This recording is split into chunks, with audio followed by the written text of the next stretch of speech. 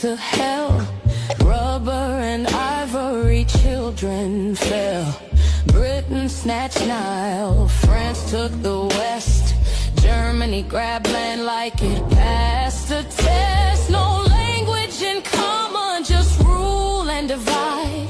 Fed us their flags, made us swallow our pride. They taught us to hate what we Somebody has their saw in settle. the mirror. Now we pray to their gods just to feel clearer. Hey, we weren't even there. Split the bloodline.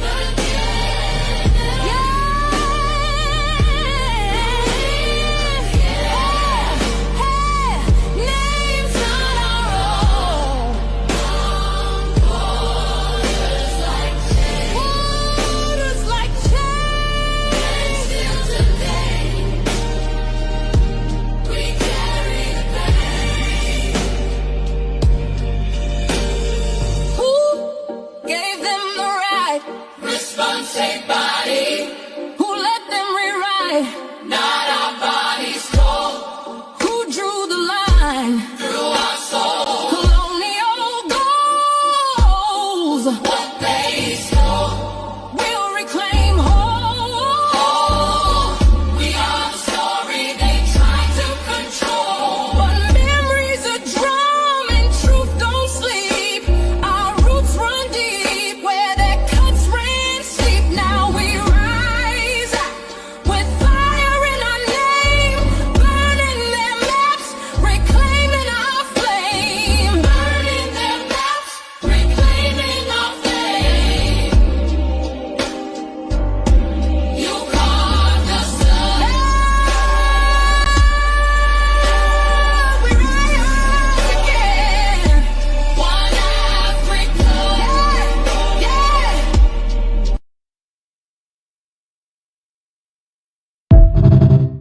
Feels like such an incomplete ending, but okay, go on. You're muted. Where is that music coming from? It's like somebody's playing it somewhere else. Maybe Nelson Mandela is present there with you playing it. I don't know. Okay. But Yeah, tell me about it. Greetings, greetings, greetings, greetings, everybody. Welcome to another Alkebulan Awakening series. Can you guys hear me? Yes, we can. Yes, we can. You can't hear us. That's a problem. Yes, we can hear you. Yeah. Okay, I think let Oladele me is go out coming. and come back in. Yeah. Nduku, And take over. Hello everyone, habari gani, karibuni, asanteni kwa kuwa nasi. What's the news? Habari gani, karibuni, welcome. Babajide, say something so that we're sure that your audio is right as well. You're muted right now. You're muted, which means you can't hear me if you're still muted and I'm saying you. Oh, now you can hear me. You're muted. Let me see whether it's us who muted you. Go on, say something. The host. Yeah, the host. Yeah, the host Okay, muted you. Yeah, go on. Mhm. Yeah. Welcome everybody. So- Good to see you this evening. I hope you're having a good time, whatever part of the world you're watching from. Good to be here. A lot is happening around the world. I know our African brothers and sisters are in front of their TVs watching soccer, as much as soccer is not liberating us, but that's okay. I understand we need those moments of reprieve, those moments of releasing the pressure valve, and that's what that does to us. So I embrace that in the spirit of releasing tension. Welcome back, Oladele. Yeah, breads and circuses. But listen, sometimes you need breads and circuses to keep it pushing. Fair enough. Okay, guys, welcome to another Alkebulan Awakening series in collaboration with Kumbukeni. As always, my name is Oladele Dosunmu. I'm the founder of the Emerging Alkebulan, and you guys know exactly what we do on this platform. We're about awakening our consciousness and liberating our minds. For us to start thinking critically as Africans, we need to stop thinking like the Muzungu, because we're being miseducated to think like the white man. So we need to start thinking like Africans, and that's basically what we're here about, guys. Sounds controversial, but that's what we do. Okay, guys. Today's topic. I'm sure you've seen it. So let's bring it up. We actually did not introduce ourselves. We were just chit-chatting. Oh, sorry. I do apologize. Guys, introduce yourselves, guys. I was Okay. yeah. That's Carry on. okay. Most people do know who we are. The name is Nduku. I'm the host on Kumbukeni, joining my brother in collaborating in these series. Yeah, whatever the English people say, the plural is. That is what I'm referring to, where we tell our narratives from our own perspective, centering Africa as we view the rest of the whole world, including our world, our history, our present, and our future. Yeah, I'm looking forward to today's conversation, and there's nothing controversial. The controversy comes in if you're viewing it from the white man's lens, as is very, very relevant to our topic today. There's nothing controversial for an African to fight for their liberation and do everything that supports that. So we as Africans need to embrace it. This is the normal thing a person should do when they are oppressed. All right. Yes. Babajide. Yes, thank you. It's nice to be here once again, guys. Thank you for inviting me onto the your podcast series. It's always a pleasure to be here because we always ground the talk, we always ground the conversation, we are always real about the conversation. I mean, this is about taking Africa forward. This is about decolonizing a lot of the processes, decolonizing a lot of our thinking, so yes, it's always good to be here, and I think the momentum is building, and it's good to be part of that momentum. Thanks, guys. It's good to be here. Thank you very much. Quickly, Okay, today's topic. Yeah, go on, Indigo. Oladele, for those of you who can't hear us, try restarting, because I see some can. Try restarting and coming back in. Yes, and then if it continues, we'll see whether it's on our end. But I do see some people can hear us. Go on, Oladele, Paul. Okay, today's topic, guys. I'm gonna put it on the screen. The topic is, why do we need the white man? Okay, I framed that because it's patriarchal as well, because it basically controls the whole system. So why do we hear that we're the man? So basically, the woman has no input into this. The people that put themselves in a position of power and authority, who I'm referring to. So why do we as Africans we need the white man? We Africans existed before the white man. We had our ways. We did our things. We had history before they came. And we existed without them. Urugu. We existed before them, without them. So all of a sudden, they became the standard that we follow. So this is the kind of conversation that we have all the time, which I have conversations, I have chats with different people. And something that still bugs me in 2026 is the fact that we Africans still think that we can't do without the white man. The white man are just recent. We've existed way, way before they did. We had our civilization before it got co-opted. So what makes us think that in 2026 as Africans, we still need those people? Anyway, we're going to dive in more, but let's bring Babajide in. He's going to go first. Babajide, we'll let you go first, and then we'll come back in. Yes. So thanks, Oladele. Yeah. So as Oladele has just introduced the topic, why do we need the white man? I've just put something down here that would help us hopefully, start that conversation, this evening. So the title is, like we said, it sounds quite provocative, right? But it's a question many Africans have asked quietly for generations. Okay, why do we still feel the need? Why do we still feel we need the white man to validate, approve, fund, certify, manage, structure, or lead what we're already capable of doing ourselves? Why? Why is it that a Nigerian engineer, a Ghanaian economist, Kenyan technologist, South African scientist, Senegalese banker, or Malian historian can be world-class abroad, but still has to prove themselves twice at home, or anywhere in the world for that matter? Why is it that when a major project comes up in Africa, for example, the first question is often not who amongst us can do this, but which foreign partner is attached? This episode is not about hatred. It's not about blaming ordinary white people for everything. It's about power, history, psychology, economics, and the long shadow of colonialism. Because before Africa's resources were extracted, something even deeper was attacked: the African mind. So I think this should set, the templates for our discussion this evening. In our earlier conversations, we talked about the decolonization of the mind. This was the first part of the African makeup that was attacked.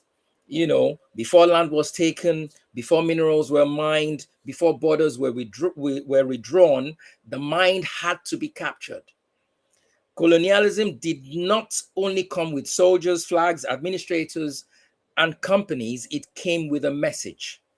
You're not enough. Language is not enough. Your religion is not enough. Your systems are not enough. Your knowledge is not enough. Your leaders are not enough. Your beauty is not enough. Your institutions are not enough. Your civilization is not enough.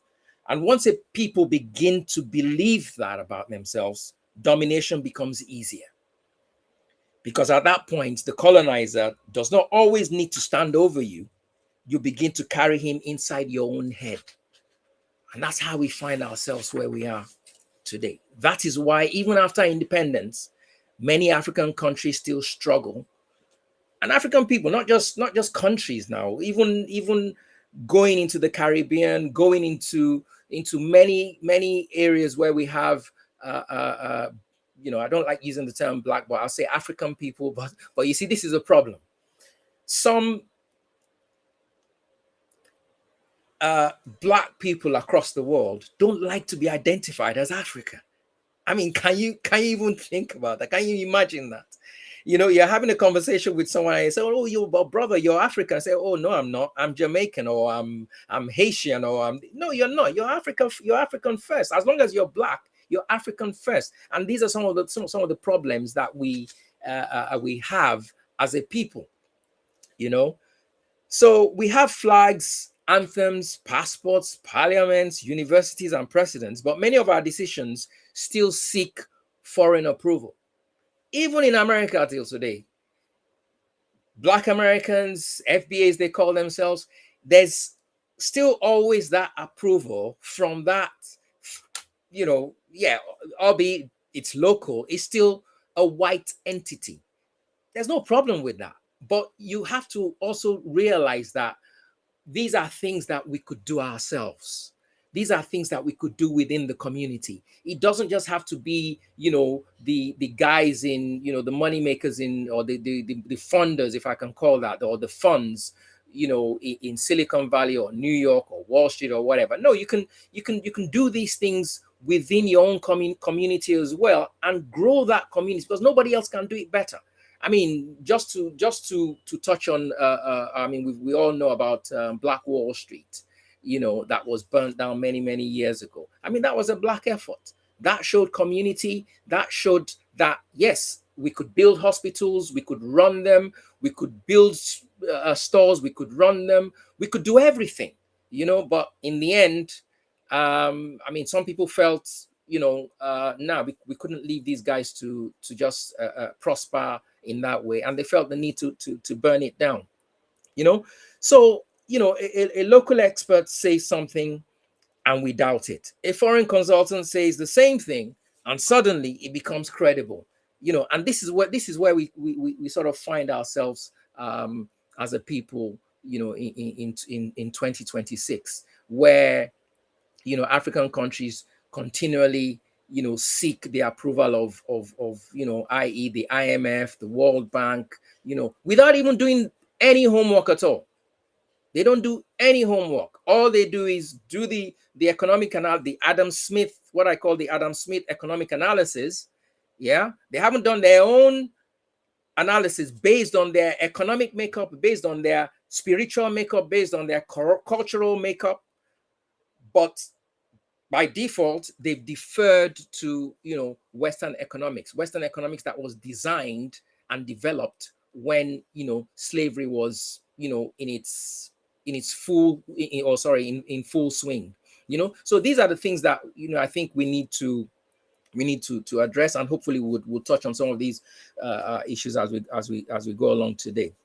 So another example, a Nigerian company proposes a solution and people ask, oh, have they done it abroad?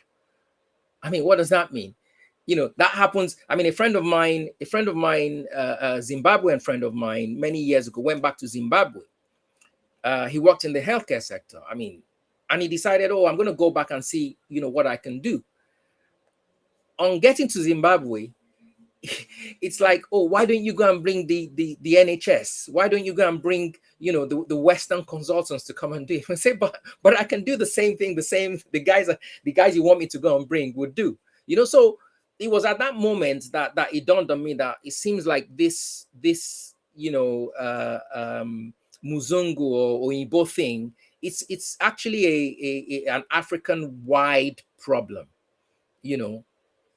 Yeah, the mindset thing. It's an African-wide problem, So the question anyway becomes, are we short of talent or are we short of self-belief? Do we believe enough in ourselves to be able to push this forward?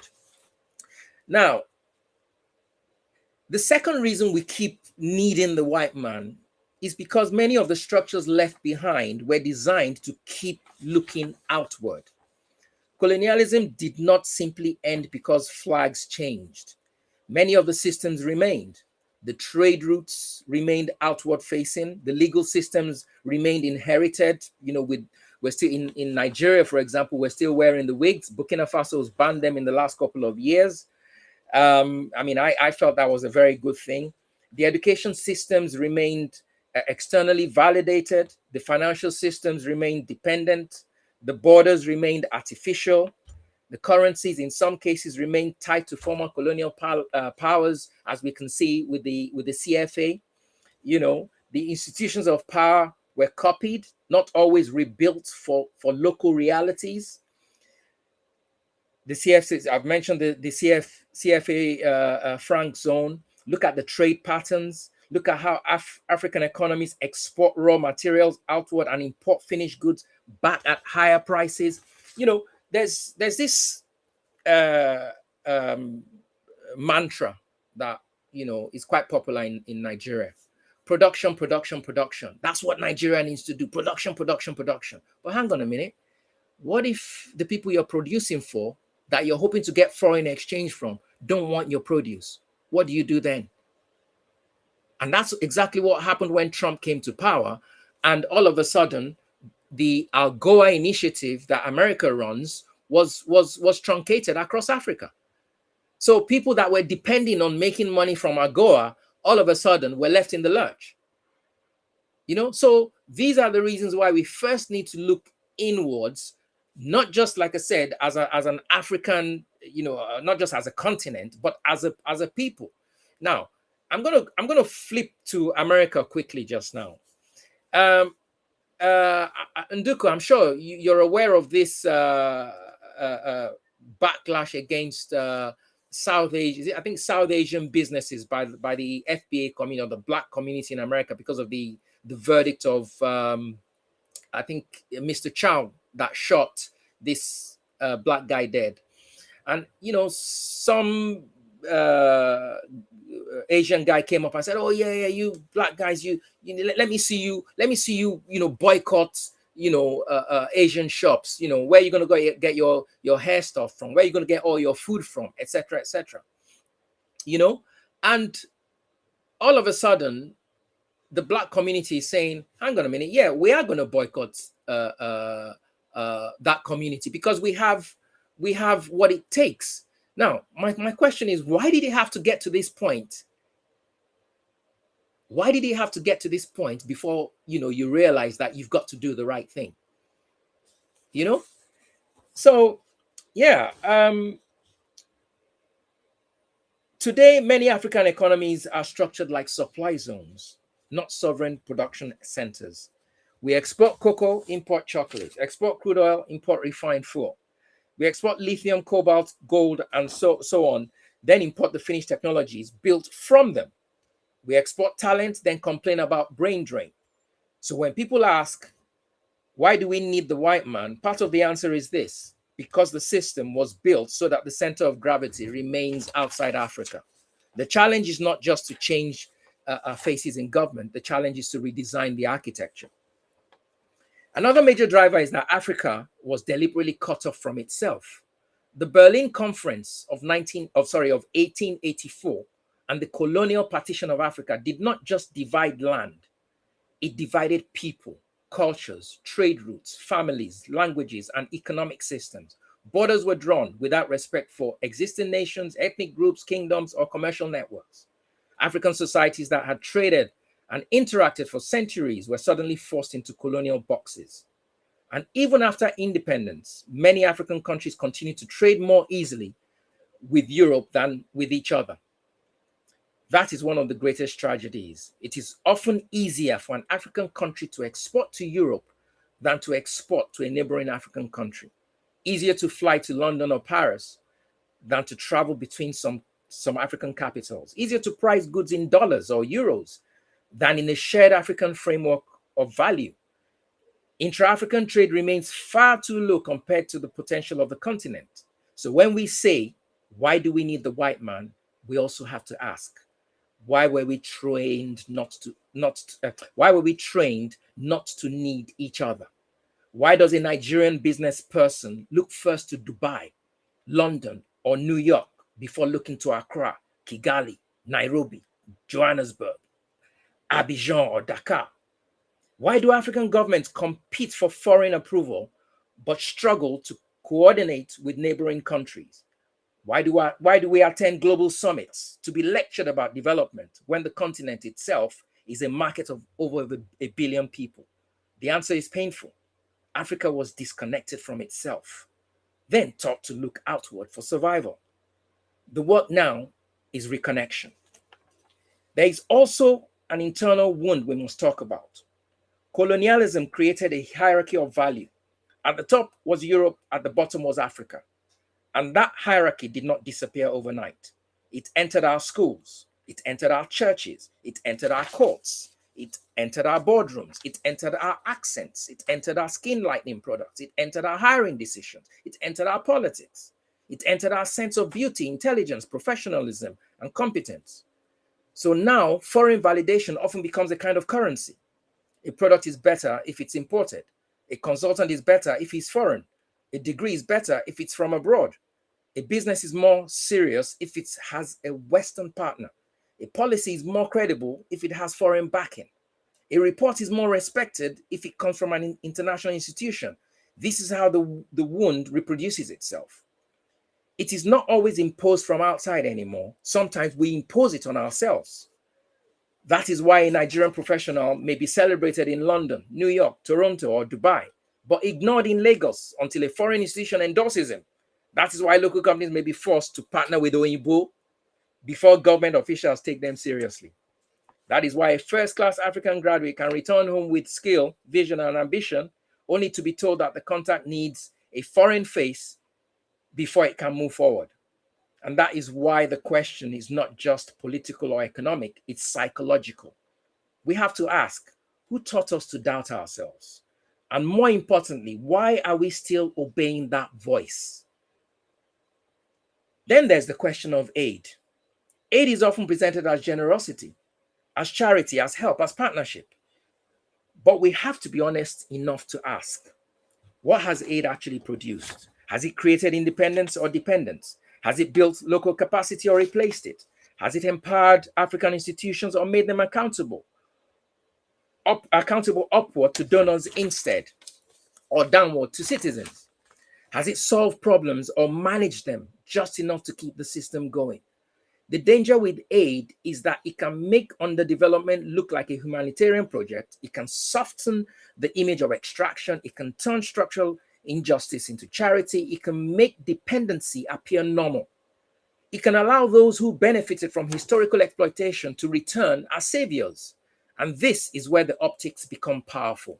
A country can extract wealth through trade imbalance, debt, resource control, and unfair financial systems, then return a tiny fraction as aid and be praised for generosity. That is not justice. That is managed underdevelopment with better branding. Real partnership should build capacity, Real partnership should transfer knowledge. Real partnership should respect sovereignty. Real partnership should not make Africa permanently dependent on external rescue, but no nation develops by outsourcing its future.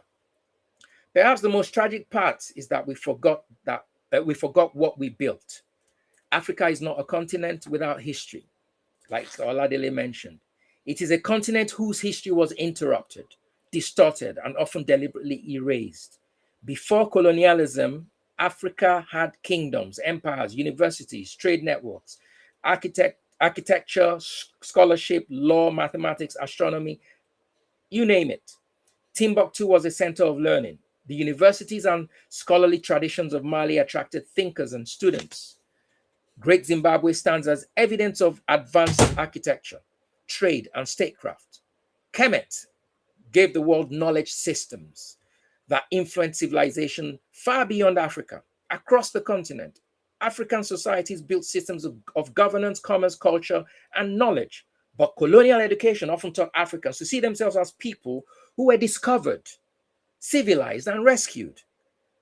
That is one of the greatest lies ever told, because a people who forgot what they built will believe they can only build with permission. A people who forgot their own intellectual tradition will wait for outsiders to think for them. A people who forgot their own systems will assume imported systems are automatically superior. So part of rebuilding Africa is not just building roads, banks, data centers, universities, and industries. It's rebuilding memory, because memory is infrastructure. A people who remember correctly stand differently. When we bring this conversation into Nigeria, it becomes very real, or Kenya for that matter, or South Africa. After independence, Nigeria produced brilliant people. Regional governments invested in education. Students received scholarships. Many went abroad, trained in top institutions, and returned home expecting to build a new nation. But after the political crisis and the 1966 military intervention, that dream was disrupted. Many highly trained Nigerians who returned in the 60s and 70s found themselves sidelined in their own country. Instead of being trusted, they were told to prove themselves through foreign validation. Civil engineers, economists, technologists, architects, bankers, and professionals who were fully qualified found themselves begging for opportunities that should have been available to them. Some prepared strong proposals for government work only to be told, go and bring a white man or partner with a foreign company. Not because the Nigerian lacked competence, not because the proposal lacked value, but because the system had been trained to trust foreigners more than itself. And this did not disappear in the 1970s. It continued through the 90s and the 2000s and still appears today. The result is that we keep weakening our own institutions while pretending to develop. We underfund local capacity. We undervalue local talent. We outsource strategic national functions. We give the biggest contracts to outsiders. Then we tell ordinary citizens to start small businesses and build the economy from the bottom. But how can people build confidence when the state itself does not trust them? The issue also appears in finance and technology. I'll be wrapping up shortly. Many Nigerians grew up hearing that Nigerians are smart. And they are. Nigerians excel all over the world in banking, medicine, law, engineering, technology, academia, business, and public life. And remember, I'm using Nigeria as a case study. We're all Africans. We have brilliant Africans across the continent, from Uganda to Kenya to South Africa. I mean, Vusi Tembakwayo is one of them. There are numerous names that I can list. Yeah, but just to nail down the case study, I just chose Nigeria to discuss this. So, but if we're so smart, why do we keep outsourcing some of the most strategic responsibilities of the nation? Why should foreign institutions manage what should be national capacity? Only the other day, MasterCard was in the same room with President Bola Ahmed Tinubu discussing providing funds for the youth in Nigeria. I mean, I find that absurd. I'm sorry. I'm sure they're going to be watching this, but yes, I find it absurd. If anything, I or someone from Flutterwave or Paystack should be the ones sitting in that room, not MasterCard. Same thing with the Ministry of Finance. You have IMF sitting in the room. How? What's going on? Yeah, Babajide, sorry, I saw that the other day, and that really, really infuriated me. In the planning budget planning office, you have an Yes, IMF man sitting down yes, there in our yes, business. Carry yes, on, sorry. yes. So why should tax digitization, financial systems, data systems, and public infrastructure be handed outward when Nigeria has capable local talent and serious technology companies?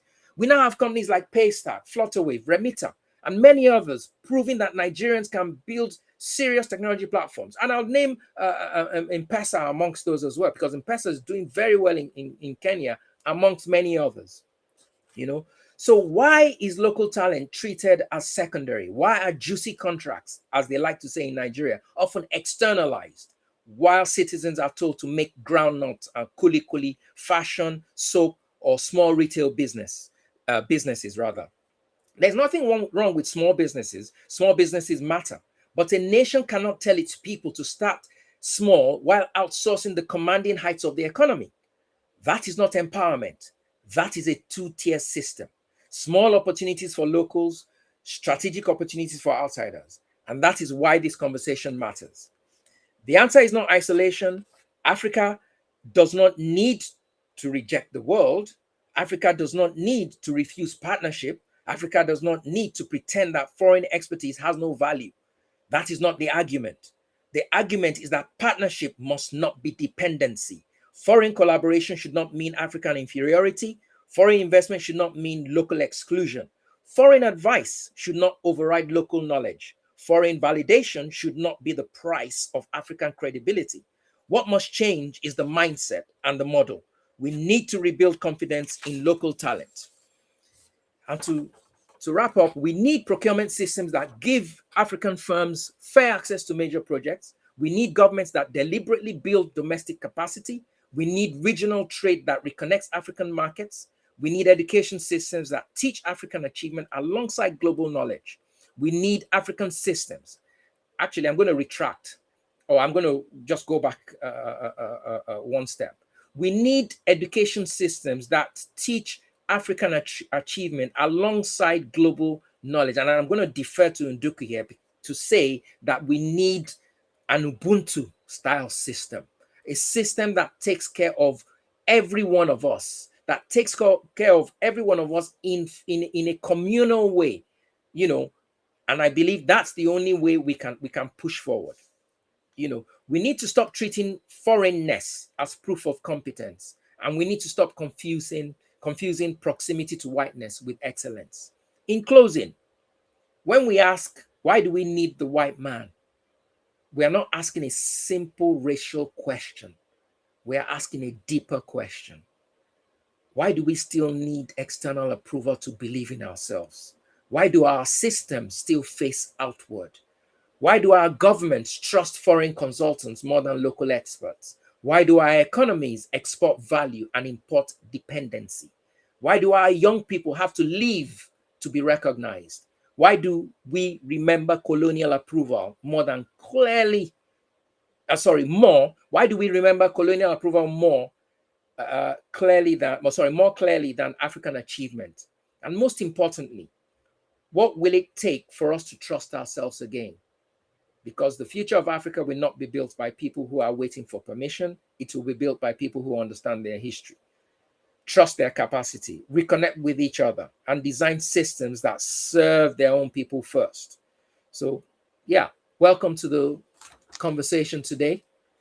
I hope I've been able to give a good overview of that topic. We can now dive deep into the whole thing. Babajide, it's good to be clear on what future of Africa we're talking about, because you can say the future of Africa, but it is the future of Africa liberated and sovereign. Depends, and I'll go even further and say it depends on brutally unapologetic Africans grounded on Africanness, and not seeking to say, and this is not a criticism to you, because I notice this is something in us that we've been engineered to say, I'm sorry. What are you sorry for? What are you sorry for? And to who? Your opposed or your oppressor? You're sorry about saying your oppressor is oppressing you? You know, like, I ain't sorry for standing for my people. I ain't sorry for saying I'm done with your white ish, and it's time to center us on Africanness. So no, we're not sorry for this broadcast. We're not sorry for saying the things that we're saying today. Yeah, it's good.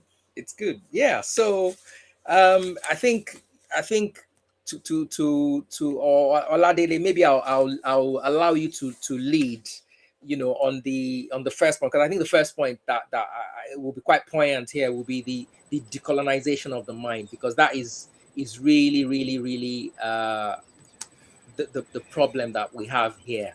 The fact that we look at everything, we still look at everything we do, through the lenses of the white man. Let's like you said, let's use that. Because Let's not be because it convinces us unapologetic, guys, and I see some white fragility in the audience. Really? You're more than welcome. So yeah, Yes, no apologies welcome. there. Find Yeah, more out than the truth. welcome. Yeah. Okay, because he convinced us he was civilization itself. He convinced us he was civilization itself. Yeah. I think. And Yeah. Go on. yeah, so the fact that he convinced us that he was civilization itself, what it took from us is who we are, who we were. Because we, as like I said initially, we are civilization. We existed hundreds and hundreds of years before the Muzungu came into existence.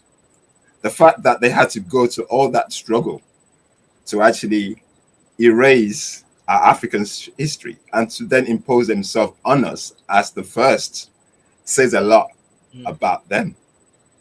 Yeah. And this is basically. Okay, go on. Yeah, go on. Two questions to both of you so that we can approach this issue. Two questions. In the work that we've been doing, what are the there's two things that we have encountered, two barriers where when we say to our brothers and sisters, shed this, they fight. Two. What are the two things where they don't even want to sit and have a conversation? It's education and religion. Not education. Education is not, it doesn't even come up. It's religion. Two things. Religion is number one. Religion is number one. What's the other one? What's the other thing? Yeah. What's the other one? Every time we have tried to build community, start a project, and it failed. Why? The other one. Money. Working together. Capitalism. Money. Capitalism. Saying capitalism. I was. Yeah. Those two things. Religion and saying no to capitalism is where our people, we cannot reach them. And so when you understand that, then you understand that is the source of the problem. Yes. Yeah. It is religion. When you're told that your God is white, when you as a black person have a white, like I grew up, I used to call this priest Jesus because he was so light-skinned. As a child in Kenya, a Catholic priest, I used to call him Jesus because he wore white and he was very light-skinned. He was African. He was a Kamba man. But because he was very light-skinned and he wore white all the time, I called him Jesus. Because as a child, as a small child, before I even know how to talk well, I have been shown that God is white. God has a white beard. And for our sister, I'm guessing it's a sister in the chat because you said queen in your profile name, saying that we had wigs before. No, we didn't have white wigs. We had black wigs, yes. And this is the problem always when this is another problem, and we can talk about that later. When we attack the disease amongst us, our people want to defend it because they just don't have the courage to let go. So they're like, oh, Christianity was ours. Oh, we had wigs before. Oh, we started this before, so it's ours anyway. No, we're talking about the whiteness of it all. The wigs that our lawyers and our judges wear are white. And they weren't brought by us or made by us. They were brought by Western institutions. But the mental colonization starts with a God, a white God. And that's what it is. The biggest barrier is the white God, the white Jesus, the white nuns, the white angels falling from heaven, the white angels remaining in. And remember that when they fall from heaven, they change color. Do you remember that? When they fall from heaven, they change color? They become black. Yeah. Exactly. So that is deep conditioning. And until we address that, I agree. And part of the decolonization process is basically to get away from those religions. A lot of our people struggle. Like I said, they defend it. I was having a chat with somebody at work on Friday, and everything I said to him, we all agreed. But and then I guess the next question I asked is, are you Christian? And he said yes. And the moment he said yes, then I said, unfortunately, you have to go one step further to get away from that. And he started defending it. And he said to me, at least the Muslims are worst. Like he just said there. That's what he said. So, and like Nduku said, this is basically where the biggest challenge faces us, for us to actually imagine that we can do without their religion. Because don't forget, there's a difference between religion and spirituality. Religion is dogma. It basically tells you to have to believe in things. When spirituality already knows things, there's a difference.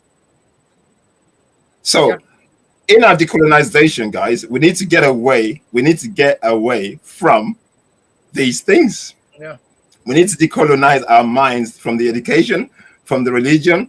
Like Nduku said, capitalism, for those who defend capitalism, it was built in the UK. It was basically when the lords trying to make sure they control the citizens. That's where capitalism came to being, because they had to control, because people were living like we used to live in Africa. The West lived that way as well. They had their own lands. They were communal. But the capitalists, the lords, and what they wanted to control land. And that's basically where capitalism came into, that they can control. So, guys, what we are embracing, and like I was saying to one of my cousins this afternoon, what we're embracing is basically a subversion of ourselves into a system that keeps us in survival mode forever. Because how many people are going to have the capital become a capitalist or an entrepreneur in Africa today? How many? So all these systems are basically keeping us there. And then that way, instead of us looking inwards, we keep looking outwards. So the people that brought the problem, thinking that the people that brought the problem are going to be the solution for you. Make it make sense. Babajide, go on. Yes. So I'm just agreeing with you, because like I've said, we've probably had this conversation numerous times, private conversations numerous times, where I've said that, for me, the journey has been long. So I have seen that process over the last 20 something years. I've seen it, and it's not going to change. Okay. This is like I keep on saying, the key thing here is we need to create our own system. Okay. I've called this system the African economic system, Nigerian economic system, Kenyan economic system, South Africa, whatever we want to call it. It could even be Ubuntu system, but that system needs to be created. Following that, and following the gradual decolonization of the mind, we then need to sensitize the people, or our people, into believing that we can do it. Because right now, this is the biggest problem we have. And I'll dovetail into what Nduku said. It's still to do with capitalism. It's still to do with capitalism, right? Because we don't have the resources, that would help us move from A to Z as a business entity or as a community. We're always, deferring back to that, what we call investment community, to try and raise those resources, because within ourselves we can't seem to be able to do it. So there's that handicap there, so until we can how would I put it, until we can create that movement to facilitate a process where we're self-sufficient, we can fund ourselves, we can fund each other, we can build community around it. I think a lot of people who still find themselves in that state of or that colonial state of mind, or colonized state of mind, it will be very, very difficult. It's going to be very, very difficult. I mean, I've sat down, I've analyzed it, I've looked at, even tried to try to game theory it, do some calculations to say, oh, if this changes, what happens here? If that changes, what happens there? It's going to be very, very difficult. So I mean, Nduku, what's any further comments? The one thing that we all have in common, and I suggest that, and I'm going to post, it's going to be posted on probably July 26th. I'm going to be on Mobali Makasi. Makasi is a platform, a French platform channel where I'm going to be talking about my story. But one of the one thing the three of us have in common is we had to say no to religion. And we started seeing things differently. Like when we detached and we had to say no to capitalism, right? So that we understood what saying no to capitalism means, right? We may be existing in it because we have no choices right now. And for example, when I'm at home, I get to be free of capitalism in some ways. So I get to do butter trade at home when I'm at home back in Kenya. I get to practice butter trade. So I actually do practice butter trade. The thing is, the rest of the world, the African world, is not doing that. And I believe it's what, when it comes to capitalism, that is what will free us, butter trade. Because in butter trade, you find value in so much more than just money. You find value in you, the human being, and what you can do as a human being. So if I can come to your land today and help you harvest, you give me a sack of corn. We have exchanged.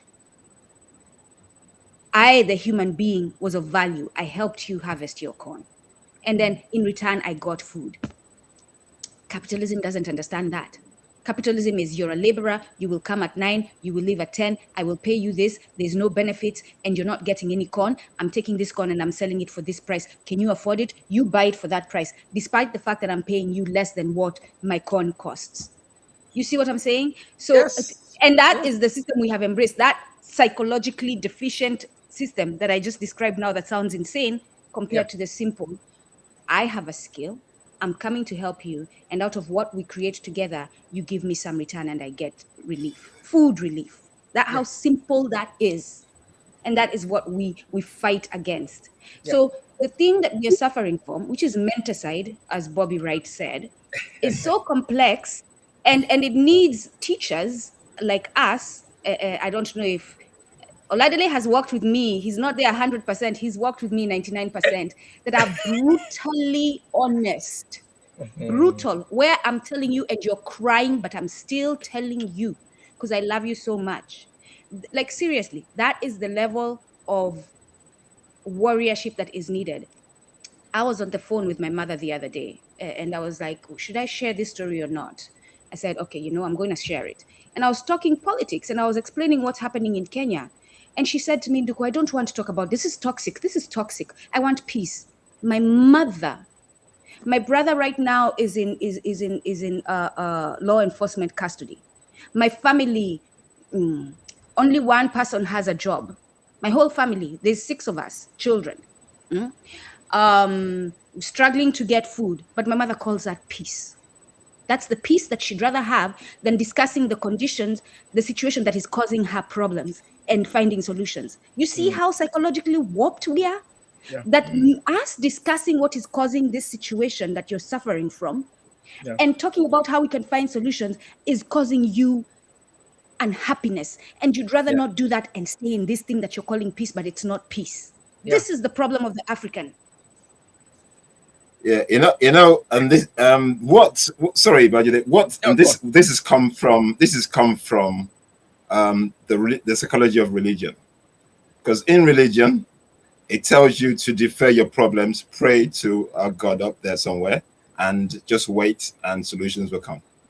So the work that needs to be done, there and then, we defer it, we pray it away. And I see this as a Nigerian, I see everywhere. Because I was speaking to my cousin today, and what was he saying to me? It is well. When it is not well. That's basically the throwaway comment that I hear from Nigerians all the time. It is well. It is well. How can it be well? How can it be well? My soul. So it is well with your soul. Do you know when this song is sung? It's quite appropriate, isn't it? Because it's not. Yeah, it's not. But though that song and that phrase is basically, it takes us away from taking accountability and responsibility. Oh, of course. Because we don't want to confront it, and that's one of the biggest challenges facing Africans today. But remember, we don't want to confront. But Olade, sorry to cut in here. You have to remember something though, and I say this with all due respect to everyone that's watching. Now we've been taken. The continent has been taken, or our people have been taken to a point where. Okay, let me cite this example first because it will then lead to what I'm about to say now. If I drive from the south of England today, yeah, because this is what I wanted to say following what the example Nduku just gave, right? If I drive from the south of England today to the north of the UK, I will not find one fruit tree.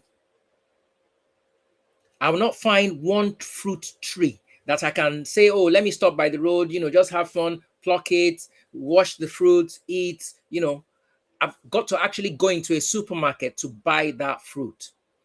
Now, when I buy that fruit is seedless. So you see how it dovetails into what you just said now about, back home. Yeah. And this is the dependency that we have. So going back to what you're saying, Oladele, you go to Nigeria or anywhere in Africa, people can't eat, they have to rely on cash. Yeah. So they have to work for cash to go and eat. Meanwhile, many, many years ago, within the community where you have your huts, yeah, there will be numerous trees. There's water leaf growing. You want to eat. You're actually plucking from the ground to go and cook. You're plucking from the ground to go and cook. This, even up until when I was in university in Nigeria, we used to pluck water leaf within the dormitory area to go and eat because it was just growing wildly. Yet, capitalism is telling us, no, you can't pluck that fruit wildly. No, you mustn't touch it. We've got to collect it, rinse it up, put it in a bag, then go drop it in a supermarket so that people can buy. I mean, I was walking around the supermarket, recently. I was like, why do we really have to do this? But then again, a lot of people are, in the cost of living crisis that we're in, a lot of people are waking up. Black, white, pink, yellow, everybody's waking up, creating small gardens in their homes, whether it's flats or houses. Some have what do you call them now? Greenhouses in their gardens. Everybody's waking up. Why pay for stuff you can grow in your garden at the supermarket? So yeah, I think the difficulty is people are struggling to eat.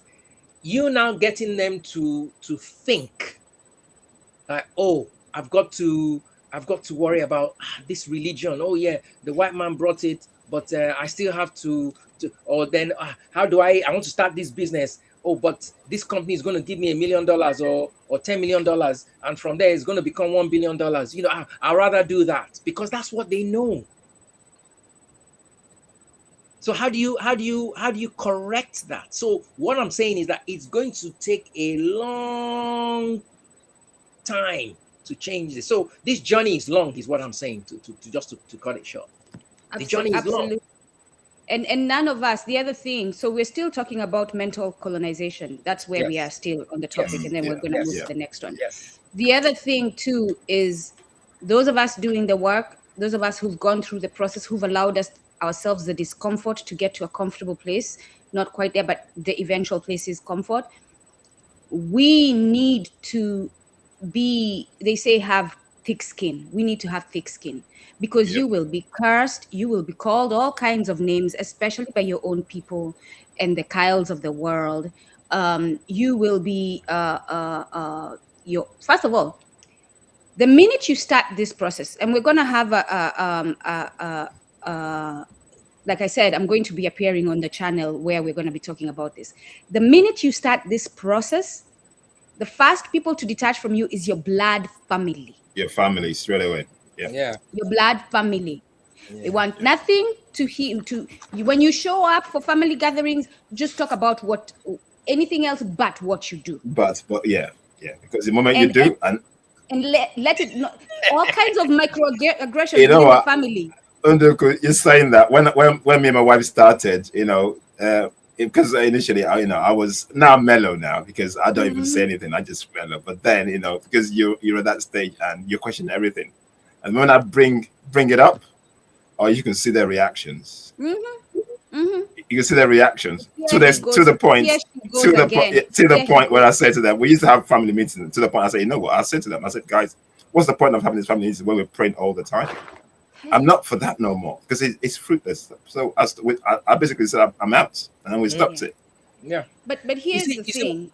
That same family that is frustrated that you're talking and they call it politics. And let me just let newsflash to all my African brothers and sisters today, and to the rest of the world, to the white people we are talking about as a problem, because you have proven through history to be an infestation that eats up everything. That is why we are addressing you as such, because this is not speculation. This is everything you touch turns to ash. Everything you touch rots. Every single thing you touch is destroyed. So excuse us, we don't have time for saying sorry. This is land experience. We've experienced you. We have lived it. So we don't even need you to convince us. Oh, we are not that. No, my brothers and sisters. Step up and tell the white man no. That's the thing. But these same family who are uncomfortable. Oh yeah, the newsflash I was telling my brothers and sisters, that's where I was. Nothing is this delineation of things. Oh, politics is here. Economics is here. Oh, Christianity and religion is here. And I don't want to hear about politics. I want to deal with these as if this is not controlling this, right? They're all intertwined. When Africans say Africa got political independence but not economic independence, I have to be in rooms pretending that, okay, let's go along with that statement, as illogical as it sounds. Let me just be quiet and let them talk and hear what they have. There's no such thing as political independence and no economic. And first of all, Africa never received political independence. Let's just start with that. That in itself is a lie. No African nation is politically independent. Nope. The only one that is close to being right now is Burkina Faso. Those three nations, those are the only ones that are close to being politically independent. None is. So this business of we are celebrating Independence Day and all that, continue to live the lie. This is what we need to stop. To start correcting ourselves mentally, we need to stop ish like that. These small things that we think are small, but they actually control our brains, we need to stop. African Liberation Day, what is that? And then, because there are two things can be true, there could be a co-option by the CIA or whatever these people are putting out that decides that African Liberation Day, us saying African Day, is co-option by CIA. That could be true. But it could also be true that some Africans said, hey, there's no liberation, so why are we calling it African Liberation Day? Why don't we call it African Ancestor Memorial? Something that is going to keep us, reminding us that we are fighting. We are still not done. But until we start calling out small things like we're sitting celebrating a liberation we don't have, we are in rooms talking about a political independence we don't have, we will be mentally colonized because we are literally living it every single breath, every single word. And words are powerful. So when we start saying, we're not politically, Africa is not politically, economically, and all those things, by the way, are the same thing. That is life. Yeah. Life is politics, life is economics, life is spirituality, life is physical well-being, life is spiritual well-being, life is mental. You cannot separate. You cannot take Nduku and take her mental well-being and put it here and then say, let's deal with physical Nduku. And put her under torture and think that it won't affect this. So we have a lot of work to do individually, but the thing that we need to understand as Africans is none of this is going to be comfortable. So the first step, which I took as an individual, where I sat at my desk at the employer's place, the federal government office where I worked, I sat and said to myself, I have been reading about Angela Davis. I have been reading about Assata Shakur, Malcolm, and all of them. What happened to them when they fought for liberation? This is what happened to them. Am I ready for that? I had to say, yes, I'm ready for that discomfort, that risk, that threat to fight for my people's well-being. So until you get to that mindset, Yeah. Just Yeah. keep So keep shuffling. it's Unfortunately, a lot of us are not ready for that discomfort, and this is basically where we are. And this is basically why the system has got you into the capitalist mode, where yes, you can't think and you can't do otherwise, and you have to stay stuck in it. But yes, let me so okay, because the structures he left behind requires him. The structures he left behind requires him.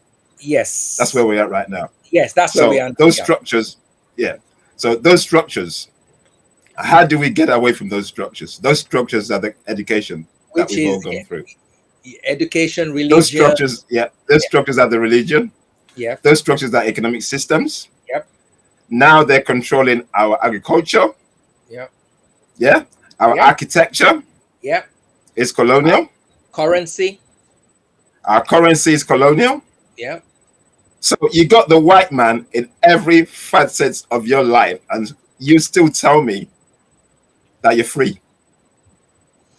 So, and you would go into a room, talk, and spout all these things to people like you know so much. Yet your thinking is still colonial, and you call yourself an African. So, what about you is African when everything you say and everything that comes out of your mouth sounds like a white man? Yeah. Yeah. Everything. Guys, and this is the work, this is the uncomfortable work that we all need to, this is the work that we are not doing. And if you say you want independence and you have an economic solution that keeps you in perpetual slavery and poverty, don't tell me that you're free, because you're not.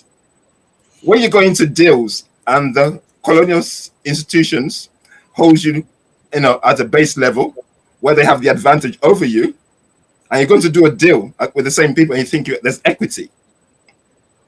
There's no equity in that, because your currency, they've already devalued for you before it even comes. Basically, you're starting from a disadvantage before you even sit down to talk. Yeah. And they will come into the room with you and they will look you in your face and saying they're doing an equitable deal with you when they already have an advantage before you even started. Yeah. So this is the things that we talk about. It's not, we're not having a dig at anybody, but just look at the situation, look at the circumstances in which you're in.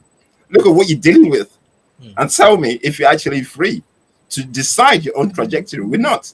Babajide, go on. Yeah. So I think for those that are listening, there's nobody's attacking anybody here. We're just stating the facts. Okay, the facts, they're there. They're in the numbers. Okay, I've done work around the so-called GDP figures from 1946. That tells me a story. It tells me a story that is not good for Africa at all. On top of that, there's a TED talk that was delivered by one very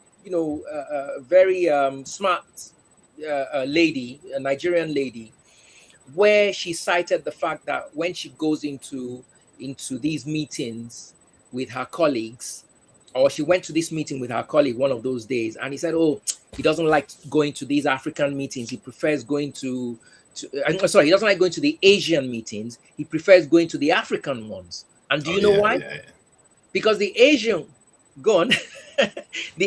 ones will scrutinize the contracts. I think you're the Asian I heard that before. The Nigerian ones or the African ones, they just wave it through. And that's part of why we're where we are. Even though, you see, going back to what Oladele is touched on, right? Yes, capitalism may not be or is not good for us, right? But this starting point right now, we need to get certain things right first before we move forward. Or should I say, in order that we can move forward. So yes, we're working within. Do you understand? There has to be a starting point. Is what I'm saying. Within the framework, yeah. Yes, within the framework, there has to be a starting point. We can't just say, oh, we're going to wake up tomorrow and everybody's going to be doing communal trading, Ubuntu. Yes, some of us will start, but within that existing capitalist system, we need to find equity. We need to find equity. We need to stop doing all the stupid things. We need to stop thinking, oh, because I've got a PhD or I've got this, oh, I'm good. I need to be in that room and I'll do the right thing. With the graph that I have of Nigeria or Africa, the graph is in a downward trend. It's been in a downward trend since 1960. But nobody sees it because I've got my numbers that will be published. I keep on saying it's a lot of work. You know, I did further analysis on, you know, just to touch on some of the things we said earlier as well about, you know, doing it and doing it well. How did Singapore do it? How did China do it? They used some of the methodologies that Nduku has alluded to. They've got the culture. China has embedded the culture 100%. Singapore did the same thing. Then what did Singapore do? They said, okay, yeah, we have our culture, yeah, but we're going to use English just for communication purposes as the mode as the language of doing business, and that worked. But when you dig deep into the system, you will find out that it's theirs. It's theirs. Yes, they're working within the capitalist system, but they fashioned their own way of doing things. Likewise, China. Nobody knows how China did it because they will never tell you.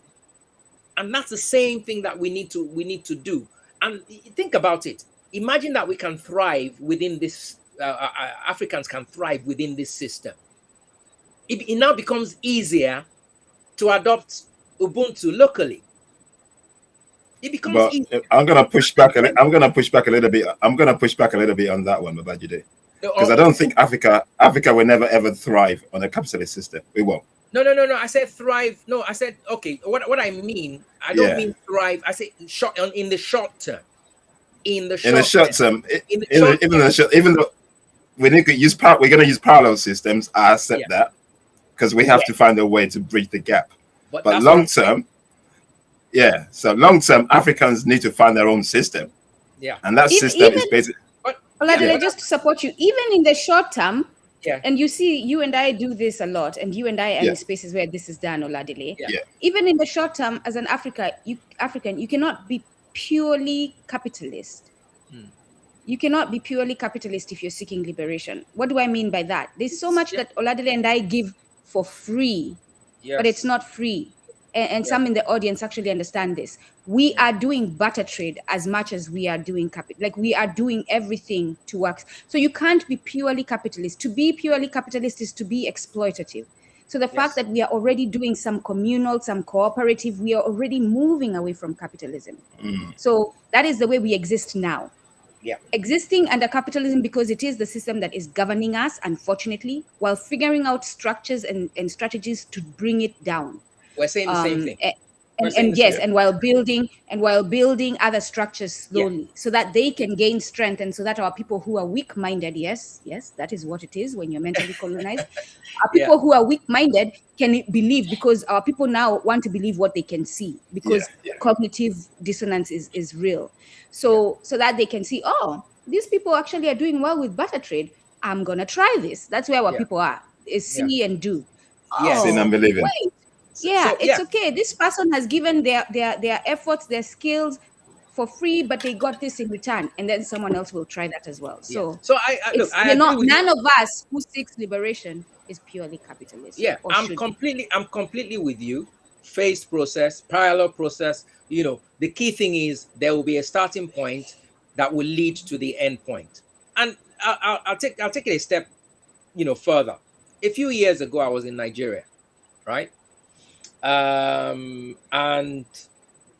we wanted to buy I think a cow, and my mom knew all these local people who could get these cows. So anyway, she sent me a picture of the cow that she was going to get, and I was sitting with a friend. And I was telling him, oh, yeah, we're looking to buy a car. I said, oh, yeah, that car is going to be X amount, very expensive. Only for me to tell him that, no, the car was not expensive. The car was X. He's like, oh, hang on a minute. How was your mom able to get it that cheap? So, oh yeah, she knows, where to go, etc. What am I trying to say here? What I'm trying to say here is, it was that day that I realized why the Fulani people of West Africa, would never stop trading cows. That was the day that I knew they will never stop trading cows. A lot of people derogatorily refer to these people as, cattle rearers, cattle herders. These guys have been doing it for centuries. There's a reason they've been doing it for centuries. There's a reason why that cow is valuable. Because the cow that was probably, let's say, 100,000 10 years ago is now 1 million today. But it's still a cow to them. But if they need to use cash within the system, they just sell one cow. Not just that, Babajide. Not just that. Tell me. That cow provides milk. That cow is going to help value chain, an entire value chain. Right? You can use that cow to till the land. That cow is going to its feces, you're going to use it for manure. That's what we do at home. So growing up as a child, every time we went to visit my grandma was harvest manure time. We would go to the cattle shed and dig it, put it in bags and take it to the garden. So there's so much more value in a cow that herders understand. Yes. That cow is gonna feed your family while it's still alive. Yeah. That cow is gonna, so yes, look, go on, my brother. So that day, is when I begun to appreciate and understand these people better. Yes, right now there's a lot of issues around them, but I feel that we need to respect them more. We need to appreciate them more because they bring more to the table than we can appreciate. Yes, they have these. I think I don't know what the conspiracy is around them wanting to take over the whole of West Africa. I don't know. I'm not gonna. I mean, that's not what we're here to talk about today. But yes, they're the ones creating problems in Nigeria at the moment. But my own philosophy is that I think we need to learn to appreciate them and work with them so that we can learn a lot. Excuse me, we can learn a lot from them. And just to say one more thing before, excuse me, hands off. Have you heard of mad cow disease? I'm sure Oladele, you probably know. We have. Yes. Now, can I ask you one question? Have you ever heard of mad cow disease in West Africa? No. I have a theory to that, but go on, brother. I know. Yeah, we know. I know exactly where you're going with that, but we never heard of it. We never heard of it. No. Nah, you rarely hear about these things in Africa. Yet we bastardize these herders, saying, "Oh yeah, they should go and they should go and get a ranch. They should stop doing what they're doing. They're a menace. They're this, they're that." Yet the beef that they provide is one of the most valuable to the continent. The continent is 1.4 billion people, right? Europe is what? Half of that. And they're declining. And majority of it is down to what? UPFs. Yeah, ultra-processed foods. Unreal foods, if you can put it down to that. So there's a lot of things that we need to look at as a people that can take us forward, that can dismantle those structures that were left behind, that we're still holding on to today. Hand over to Oladele. Yeah, what you said there, and I'm just going to tap into what you said there. So when we say, as Africans, that we don't need the white man, that's what I just alluded to. Because basically, everything that we're copying, like the processed food, what does it bring? It brings death. Yeah. It brings problems. Yeah. The education, it basically doesn't give us African solutions. It gives a solution that belittles us. The religion, it doesn't honor our ancestors. It doesn't honor our ancestors. It basically makes us look outwards instead of looking within for solutions. Our education, now it's since 1957 Ghana and forward. What have we got? We still have a white man's curriculum in 2026. There's nothing that we haven't got an Afrocentric, Pan-African, let's just say Afrocentric curriculum, a curriculum. We said, guys, we said we Africans are smart people. Yeah.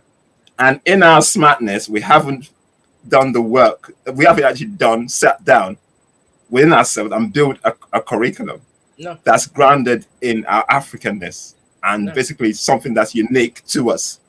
So we still have a white man's curriculum in 2026, and yet you expect us to be mentally free.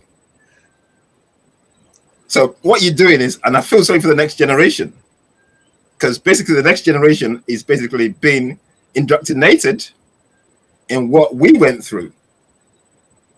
So when we're talking about getting away from the white man, how are we going to get away from the white man, but when we're still inculcating and imbibing the white man into the next generation? So how then can we be purely, authentically African in what we're doing when we don't know who we are?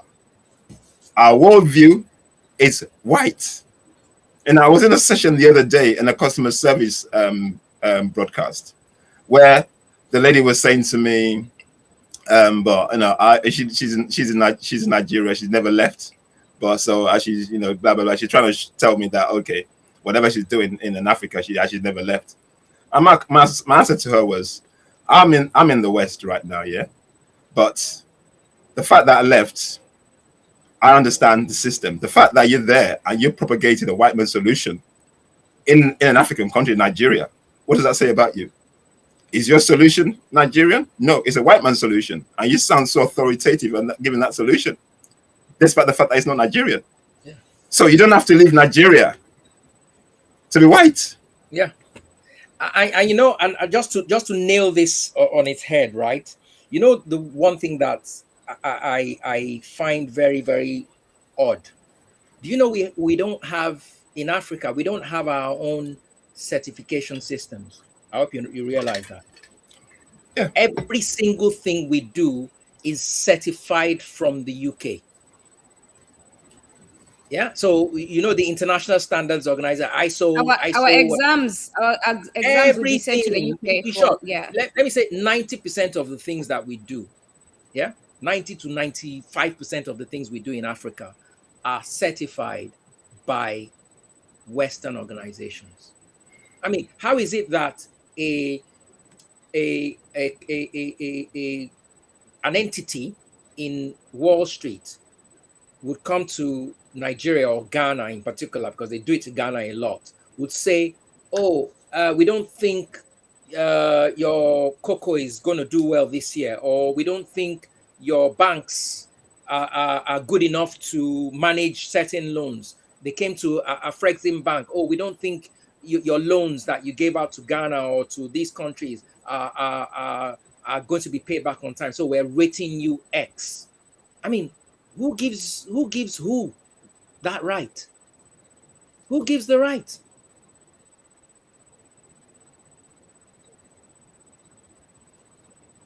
Hello? Okay, let's move on, guys. No, hold on. Right. That reminds me. Sorry, Yeah. the mute button was far away. That reminds me. Like we literally started with the song. Who gave them the right? Right. Every time we come on, we play that. Who gave them the right? Every time, and every time that resonates with me. No one did. They gave it to themselves. But we, the dum-dums, accepted that they gave it to themselves and keep going along like dum-dums. That is literally what we are, dum-dums. No, I'm not even kidding, because when you think about the description of these terms, we are definitely stupid for functioning the way we function. We're definitely stupid, for real. Like when you think about it. Yeah.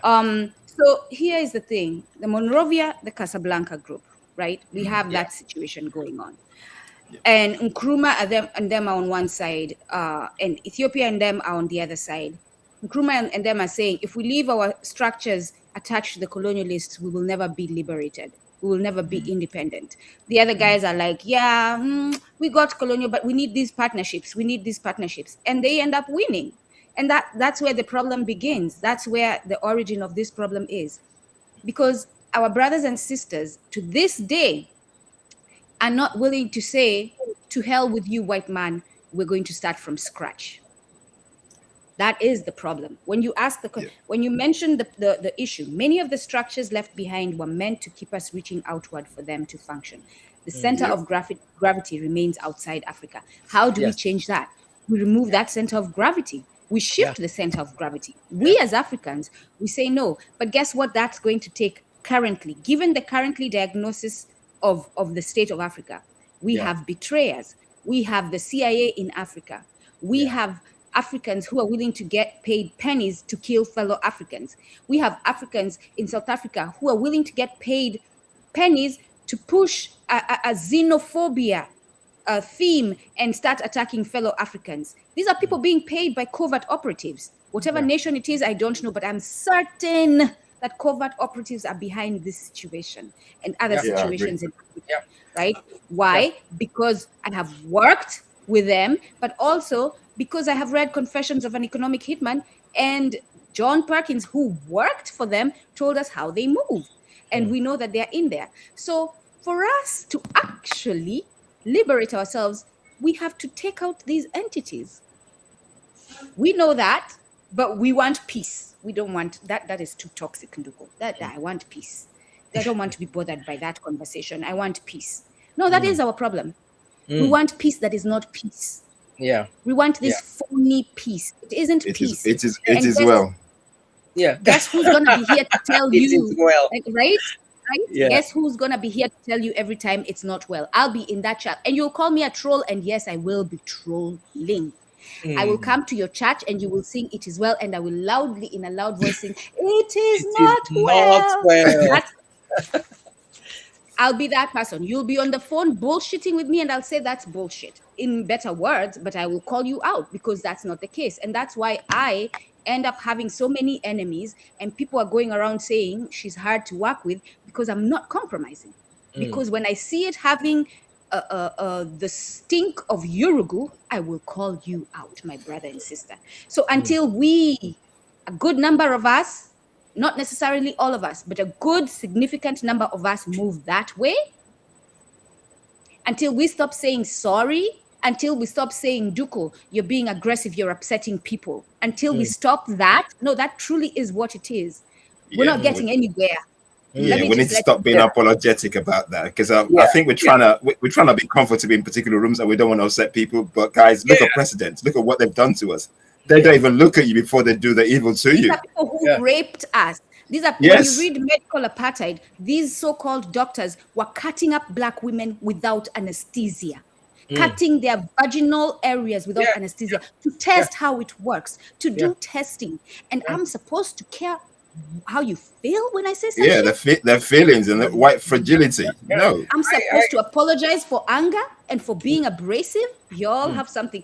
Listen, this is what I'm going to say to you. Just don't work with Nduku if you don't have the skin, because she'll let you know. Because the thing is that it's difficult, because when for somebody like you, Babajide, for somebody, when you go through history and doing the kind of research that we've done to get to this point, if you're not angry, then you have a problem. Yeah, but if you're not angry with what they've done and the history, then you have a problem, because you don't have to use the anger to do particular. But what you need to do is use the anger to build solutions that grounds you in the way forward for your continent.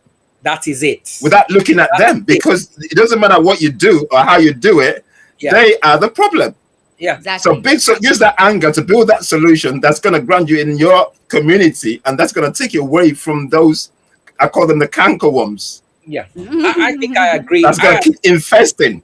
Yeah, I think I agree. But Babajide, quickly before you come in, the flip side to Nduku's anger when it comes to the problem and the barriers is love, a dear and dedicated love for her people. And so if you're moving in the Ubuntu way, I will love you to death. I will fight for you. I will kill for you, given the training and the knowledge of how to do that. Like that's the type of dedication we have to have, right? We keep talking about we are in we're refusing. We had a meeting once where we were like, can we all agree on the fact that we are at war? And we couldn't come to an agreement on that fact. So think about, like, if we cannot agree that we are under attack, which is war, if we as Africans cannot agree. The other day I had some Negropean on Instagram telling me that I'm mentally sick because I think that there's racism in 2026. Now imagine the blessing this person has, that all they have to see is my words on Instagram and not a slap in the face. That's where I am right now. Like, honestly, I'm doing everything I can to keep my hand down if I'm standing next to you and you're telling me there's no racism in 2026. I think anybody that thinks there's no racism in 2026, is not living in the real world. That's number one. Then number two, I think we need to begin to everybody, or both sides, the white man and the black man. No. Do not include the white man in the solution. Let them. No. Hear what I want to say first. Hear what I want to say first. Yeah, the white man and the African man needs to understand that there is a problem. Okay, there is a problem. The white man doesn't need to do shit. No. We need to do all. No, for real. No, listen to me, my brother. Listen to me, because that's where the problem is. Stop including them in the solution. They don't need to do shit. They will find out what they need to do when we get ourselves right. Okay, that's They'll fine. be like, oh shit, we need to survive. The Africans are on the time. We need. Babajide, they don't particularly care. You don't need to worry about what they need to do. Let's not worry about them. Yeah. So let's work from our side of the solution. Okay, so I've written something down here when you were giving examples earlier. Now, okay, what I was going to say off the back of what I started off with was the fact that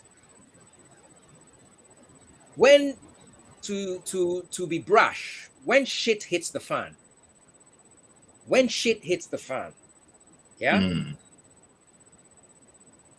nobody's going to care. Or how would I put it now? The white man doesn't care whether the person living in that house is from Ghana, from Haiti, from whatever. They still burn down the house. And what am I talking about here? I'm talking about what happened in Belfast in the last few weeks. Yep. Now, that scared me.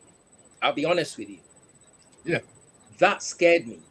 So let us know what happened in Belfast, because not so what happened in Belfast was that this immigrant, I think he was from Sudan, almost stabbed someone to death. So stabbed him in the eye, injured him, he was arrested, and within hours it caused a riot, and all hell broke loose.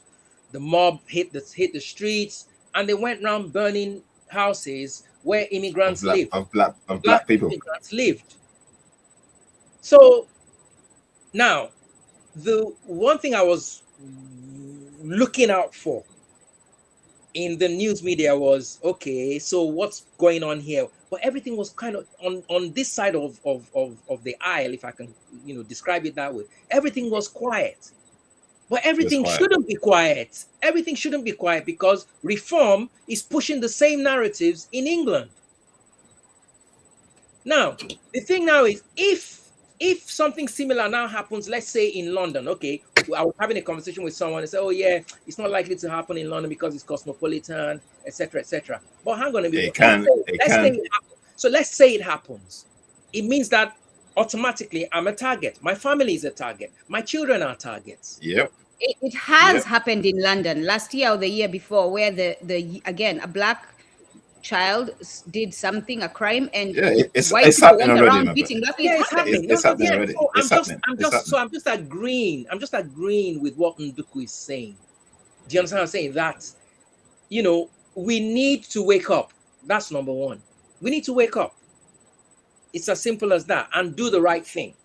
Then, I've talked about Belfast, so I'll ask another question, and this is to do with MLK and Malcolm X, because you cited the Monrovia group and the Casablanca group. So it seems like we always have this problem, don't we? Mm-hmm. We always have this problem. So we've got Malcolm X and MLK, where one said, oh, we should do it this way, and the other said, oh, no, we should do it that way. But look at us, 2026, look at where we are. Exactly. Which is, I'm just nailing down what you're saying. So you're understood 100%. Yeah.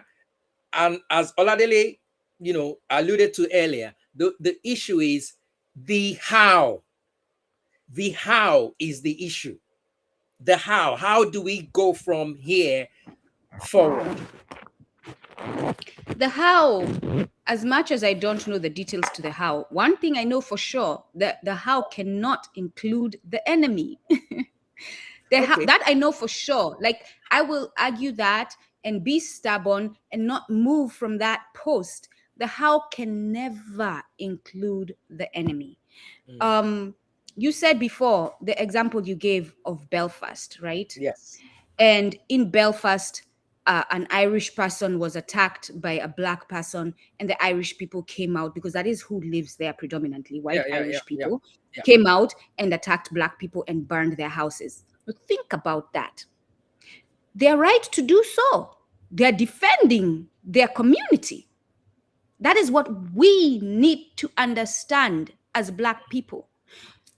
Flash back to Africa, and that happens. Mzungu, the Russian guy who slept with all these African women and made them sick. That Russian guy is still alive. Forget about other Russians in Kenya. That particular Russian guy is still alive and walking. His house, his car was not burned. He was comfortable to go in other spaces. And the white people are living happily in Kenya. Their houses were not burned. Yeah. You see what I'm saying? Yes. I am and this is what. Yes. Go on. Calling out. Sorry. When the white man, when it comes to them defending themselves, they know what time it is, and they have no qualms about it. And Ireland is a very religious country. It is a very Catholic country. They are very Catholic, but they're not confused about we were attacked as a community, and we must make the people who attacked us pay and understand that they cannot do this again. We must cause fear in the heart so that next time they think about this, they cannot do it. That's what we need to do as Africans. Yes, I agree. Because the first thing that came to mind when they showed this lady, she was crying. She lost everything. She said the only thing she could leave the house with was her phone. Her phone. You know, I mean, it was a sad incident. So I said to myself, so where is the black community in Belfast? What is it? I mean, what's the community like? Is Belfast the home of the black community? First of all, let's ask ourselves that. No, but no. Babajide, I agree. It's not. It's not your home. So you will face certain threats, and these are things we need to start learning. If I am in a foreign country where I am living with Urugu, these are the threats I face. I can't be out here talking about my rights, and I am living with Urugu. I actually walked into Urugu's house and said, oh, Urugu, this house is lovely. Let me have rights in your house. No, like, again, our mindset. It would be nice if they honored our rights. It would be nice if they saw me as human.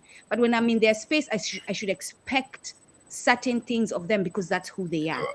When I go to my home and they show up, I need to let them know what time o'clock it is. And I see some comments there, Oladele. We're going to pin those questions or comments that are leading to questions that address that how we moving forward.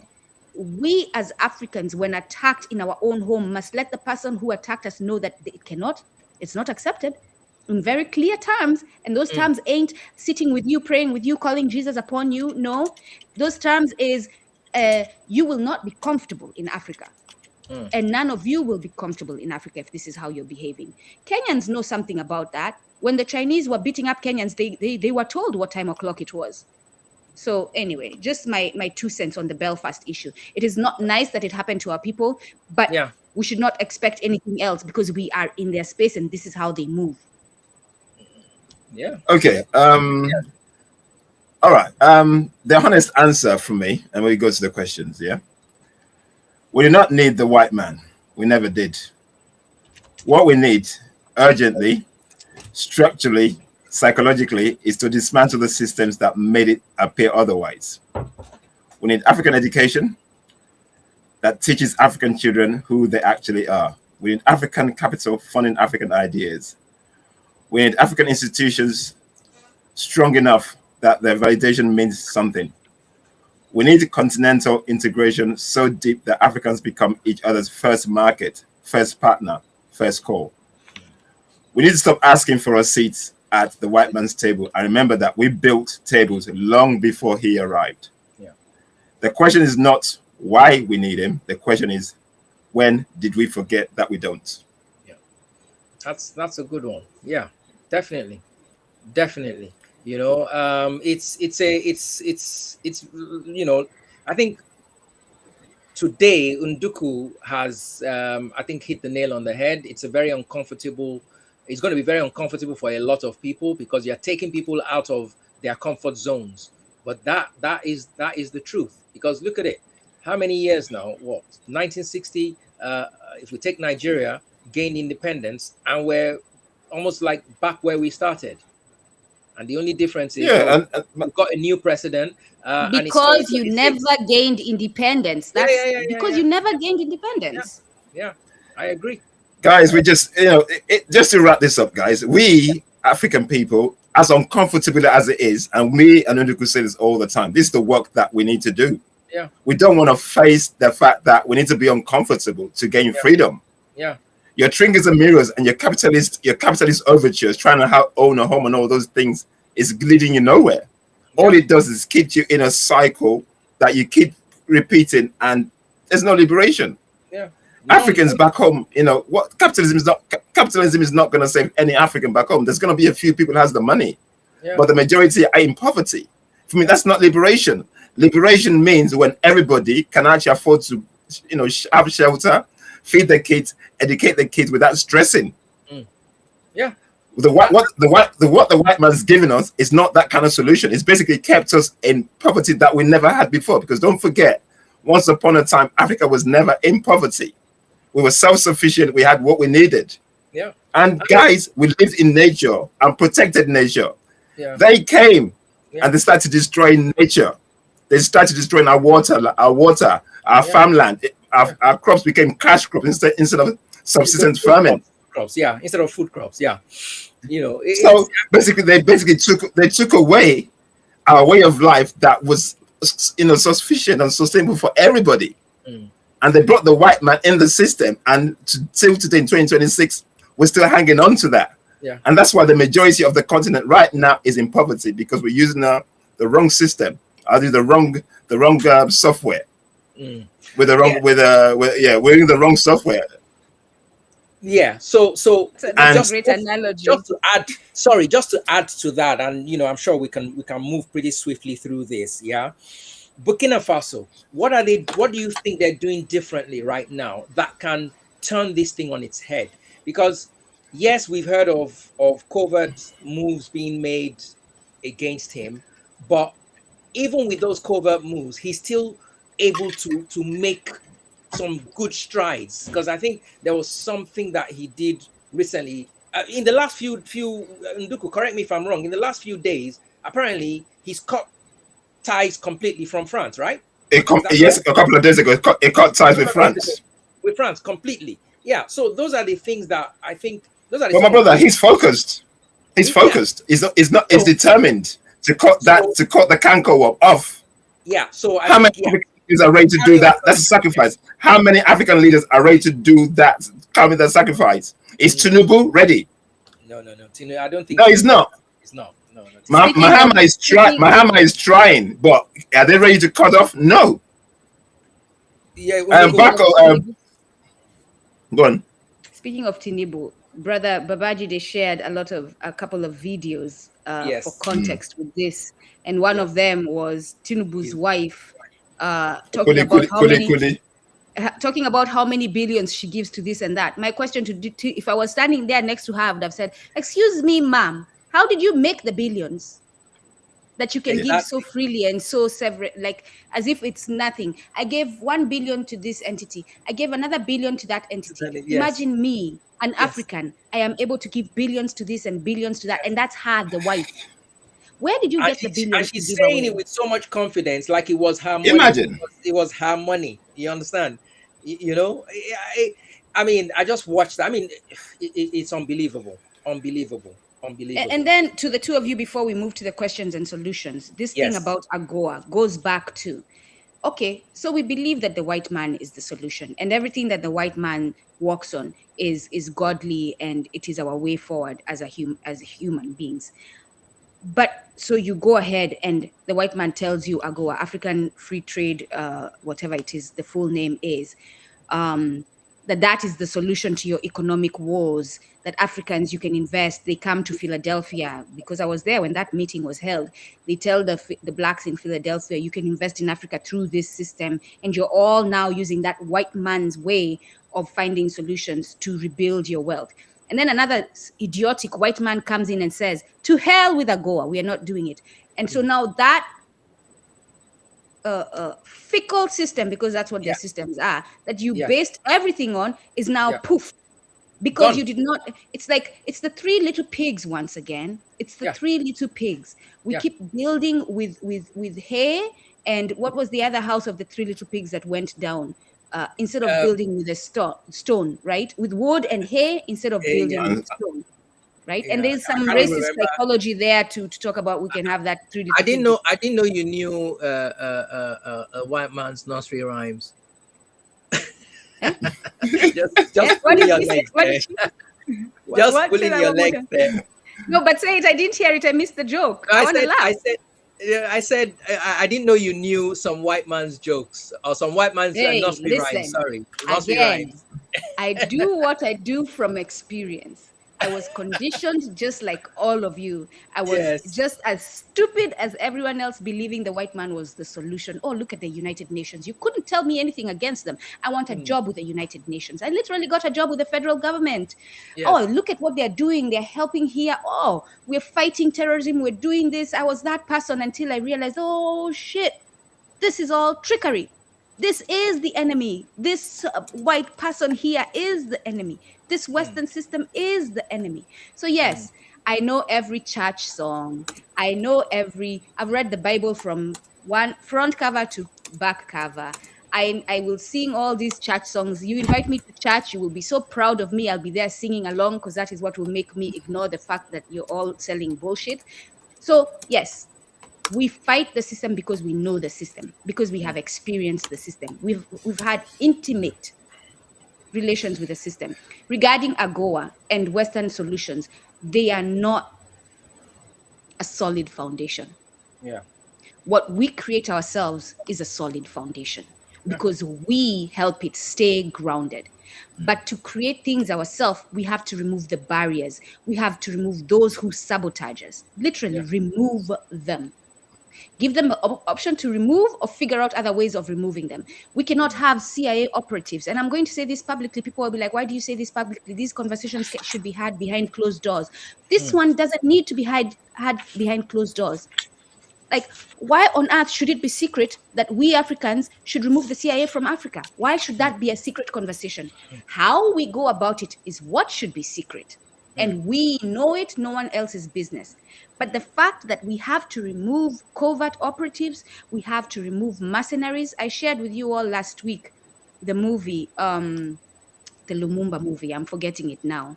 I shared it last week. Check our episode from last week, our broadcast on Kumkeni from last week. You'll see the movie I shared about Lumumba. In that movie, there's a mercenary in a boat being told by another white person, a journalist, and they're all one thing, by the way. The journalist is not better. Yeah. Being asked, oh, are you going to get a bunch of people to come and deal with this problem, the Lumumba problem? Oh, yeah, I guess I can get 100 men or so to come. Recruit 100 men or so to come and take care of this. So you tell me as an African warrior, finding that out, why that man needs to breathe another breath in Africa. Yeah. You see what I'm saying? Why he, before he even makes the call to call those other 100, and then why we as people should not figure out an intelligence gathering system that figures out who those 100 are and who the thousands who do this work are. You know what they did in Haiti? For them to win the war, you know what they did? They had to massacre their own people. Yes. They had to get rid of them. They massacred their own people. Yes. That's their own people who were sellouts. They had to get rid of them. They started with getting rid of the sellouts because they understood. Yeah, because they understood that they had to get rid of them, because otherwise they're gonna get messed up. So they basically had to start with those who were sellouts within for them to get to the enemy. Yeah. I'm not surprised at. And that's how that's why they were able to defeat the white people there. Yeah. They were very strategic. Yeah. I always say, And this is the lesson. This is the lesson we're not learning as Africans. yeah, and that's where I always mention the African man needs to evolve, and the African man needs to be able to become emotionally intelligent. And no disrespect to any African man that is watching, but I go by data, I go by evidence. In 65 years or 66 years of Nigeria's existence, I have not seen emotional intelligence. You understand? And that's why I'm saying what I'm saying, you know. The So intelligence we have is basically a pocket intelligence, man. exactly, Pockets. That's stomach all. That's all they care about. Yeah, that's yeah, it. Okay, guys, let's go to the questions. yes. So yeah, The first question here yeah. is: could the panelists explain the difference differences between a modern economic structure within Ubuntu framework versus socialism as contrived from Europe? The Compare socialism and Ubuntu.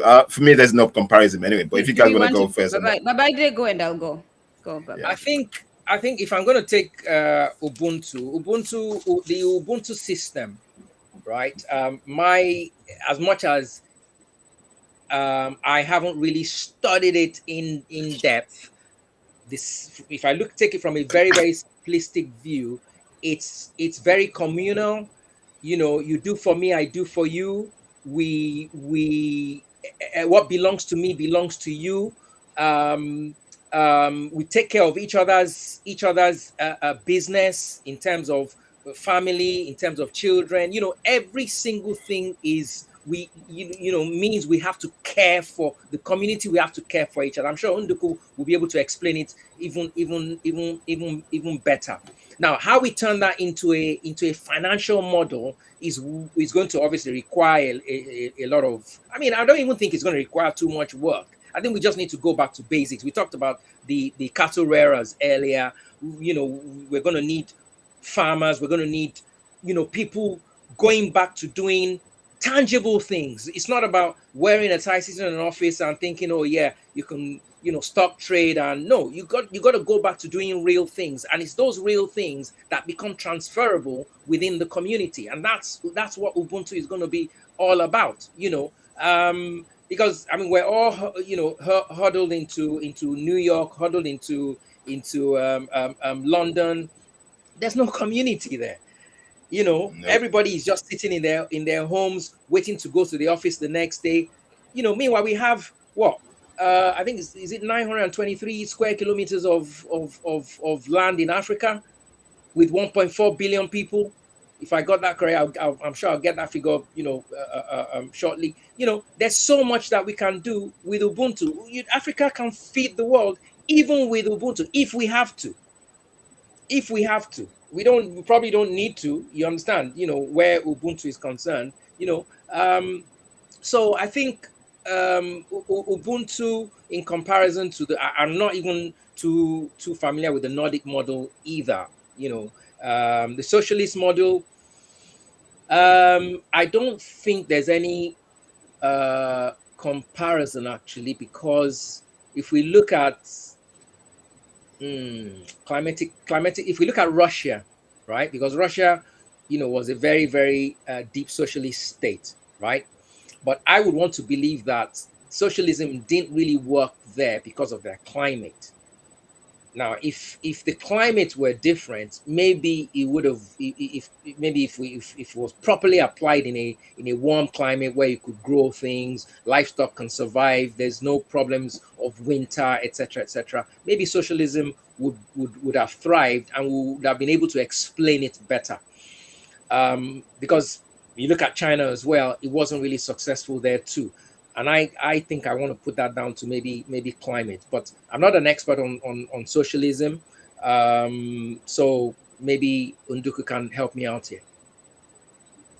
I said before, anything of the white man does not have a solid foundation. So for me, I don't even entertain. And I've been in rooms where, again, it was controversy and people were like looking at me like I have two heads and they want me to give a scientific explanation. And, oh, the way you describe it, it sounds like all this fufula. I don't care how you feel about Ubuntu. I care that I know what Ubuntu is, and it is our way, and it has had solutions, and it has sustained life. So I don't even worry about what socialism is or whether it can be compared to Ubuntu or not. I don't even bring it into the conversation. So for me, if I'm structuring an African-centered education system, the children that I teach and the children that will be taught under that education system will be taught about Ubuntu from birth to about teenage years, when they actually are mature mentally to a certain level. Teenage years, it will be Africa, everything Africa, Africa, Africa, Africa to those children, and Ubuntu. When we get to that age in teenage, we will start teaching them about the enemies we have encountered throughout history. And socialism will come in. It appears, my African child, to seem like Ubuntu, but it isn't, because it is not an African way. It is not our way, and therefore we must not attach to it, because those who came up with it are not trustworthy, my child, is how I will teach that. Yeah. And so I don't entertain anything from them. And I do this because I'm sick and tired of the judo techniques that my people want me to jump through in meetings to support this nonsense from Western people, when we have our own solutions that are so simple. So what is Ubuntu? Ubuntu is life-sustaining for African people. Yeah. Yep. Ubuntu is anti-death, wasteful death, unnecessary death. It's anti-greed, it's anti-exploitation, it's anti-all that. But guess what life for African people means? When that life is threatened, Ubuntu means you must defend that life. Your well-being is my well-being. So guess what? When I see you under attack, what do? You protect. I take away the thing that's attacking you. Yeah. That's Ubuntu. Yeah. Right. So and the Zulu warriors, as much as they are flawed, and that's a conversation for another day, they had that practice where they would go defend their community. In the moments that they defend their community, they would go through a ritual before they entered back into community to cleanse them, because they understood taking life was not something to be taken lightly, because they were a people of life. Yeah. So that's how we operate. So could the panelists explain differences between a modern economic structure within an Ubuntu? I don't need Ubuntu to be modern. No, right? There's no point. Because even as you explain, Babajide, you say, oh, I haven't studied much. You don't need to study much about Ubuntu. I was going to come back to that, but carry on.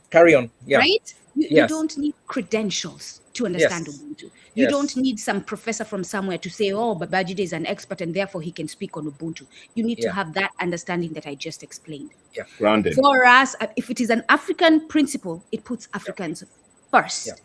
Yeah. So and then by default, if us standing by Ubuntu produces excess food because we are a people who are grounded in life, maybe we will send some to Europe. Maybe we will send some food to China. But if Europe is attacking our people, we ain't sending no food to Europe so that you can grow healthy and attack us. No, you will starve and we will watch you starving. That is Ubuntu. So just to rubber stamp what Nduku has just said. Yeah, Ubuntu. You gave a description earlier that you teach it from a particular age to maybe age 15 or what. No, Ubuntu is going to be, it's a lifestyle. The child is born and they practice, it's practice from birth. You don't even know it's Ubuntu because it's culture, it's everything. The same way. I mean, sorry, I'm using this example. The same way a Jew says, I'm a Jew because it's my religion, it's my culture. The same way a true Yoruba man, is culture, it's spirituality, it's everything. And that's the same thing with Ubuntu. You are born with it. You don't even know you're doing it because it's part of your living experience. Then just quickly, I'll touch on the Nordic model. I know about the Nordic model, but in comparing it to the Ubuntu model, I've got nothing to say about that. That's okay. There's no point in going. Like I say to the guy, there's no point in going on something that's irrelevant to us, guys. We need to basically focus on our own solutions. Yes. Okay. Let's move in because of the time. Let's move on to the next question. Yes. Disciplined disciple. Who are we disciples of? What is our discipline? Doctrine, docile, having faith and trust doesn't make someone stupid. it might make them broke or dead, but not stupid. What are you gonna say about that? Depends on what you have faith in. It makes you absolutely stupid to think that a white man is your God. Absolutely stupid. Because what does that? Okay, wait a minute, brother. Go on. Let's look at the word stupid, because people want to talk about. Let's find the definition of stupid. All right. Stupid is typically an adjective used to describe a lack of ordinary intelligence, common sense, or quickness of mind. It can also refer to careless decisions or a temporary inability to think normally, such as being dazed, drunk, or exhausted. Tell me that you believing in a white God is not you being dazed. And then we can have that conversation. Absolutely. Depends on what you have faith in. If you have faith in Ubuntu and in your African people, that's one thing. But if you have faith in a white person, In a white God. and you read in the Bible where it says, God created us in his own image, and you're a woman, and it says his, and you're a woman, and you're black, and it says the God is white. Something is not operating right in your mind. Figure out the word to describe it if you don't like stupid. Your mind is not working as it should, because immediately your mind should say something is wrong with that. If God created us in his own image, I look in the mirror, I see a woman. I look in the mirror, I see black. But my friend over there looks in the mirror, she sees white. And she looks in the mirror and she sees woman. And that man over there looks in the mirror and sees man. So this God must come in different forms. There's no one form that can define this creator. And wait, there's a dog. When the dog looks in the water, it sees dog. So this God must be of all kinds of forms. That's a mind that functions right. That's what it would do. So if your mind is not doing that, something is wrong. If stupid is not the word you want to take, go see a doctor and figure out which one you'll accept. We've said this. We've said this already. As long as you keep looking to these religions, and you don't completely decolonize yourself from these things, unfortunately, you're not going to see the full picture. You're just going to be skewed in your vision, unfortunately. So yeah, moving on. To add to that quickly, before long, they'll find themselves in 2056 or 2060 still doing the same old things. They wouldn't have moved. Yes, but that's how we're here, bro. Don't forget that's how we are here. Yeah. Because we're doing what our parents did. Yeah. But that's why I'm saying what I'm saying. So, but my brothers, think about the white person who prayed today, I'm going to war, help me win that war, and they're coming to attack Congo, right? Yeah. And the Congolese person who prayed to the same God, save me from these attackers who are coming. Which of the two will that God answer? That's a good one. that's brilliant. I love that. I love that, man. That is a good one. Oh my goodness. Okay, next one. Next one. Yes, but what do we do when you try to build? You find panels to build, and these demonic vampires come in, violate international laws to violate your sovereignty. Why are U.S. warships parked in Jamaican harbors? We eliminate the vampires. How we do that is what we need to sit down and talk about. We need to stop being ashamed of saying that vampires must be eliminated because they're sucking our blood dry. That should never be something we are secretive about or apologetic about. Like you're literally, your blood is being sucked dry and you're worried about saying this thing. When a mosquito, thank you very much to my creatress, and my ancestors for giving me this analogy. Some Africans, and these are the Africans who are not grounded in Africanness, or those who may be. When you see a bee, what is your first reaction? Because you know the bee might sting you. What is your first reaction? My brothers, entertain me. What is your first reaction when you see people see a bee or a cockroach or a big bag? What is their first reaction? They run. They want to swat it. They want to kill it. Or get the biggest thing to smash it. They want to kill it. Yeah. Because you understand it's going to do something to you. Yes. Yeah. So then why does that logic not logicize when it comes to the bigger problem logicize of the vampires?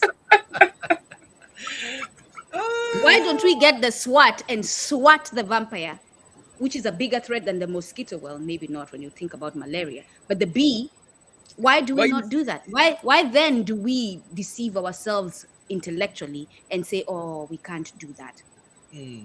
I think we need a serious brain alignment. We need a brain alignment, guys, because sometimes we're so in this mindset that we don't see the enemy for what it is, and we're still excusing it That's one of Yes, the biggest challenges facing the mindset as Black people. yes, but if we look at the question and you look at the bigger picture of the question, and you look at whether it's I don't know if the person is a he or she, yeah, what they may be, She's Melissa. Yeah. yeah, or Melissa, yeah. So we don't know what she may be thinking, where she is. What does she do when maybe she's the only one who has, or she's the only one who's thinking this way amongst the many within their community? I think that's There's she's nothing saying, she can do. There's nothing she can do, and that's exactly. There's nothing she So, can do, and that's the yeah. unfortunate truth of that. So what she can do is connect with people like that. Think beyond the borders, which is what Nkrumah was Yeah. pushing for Africa to do.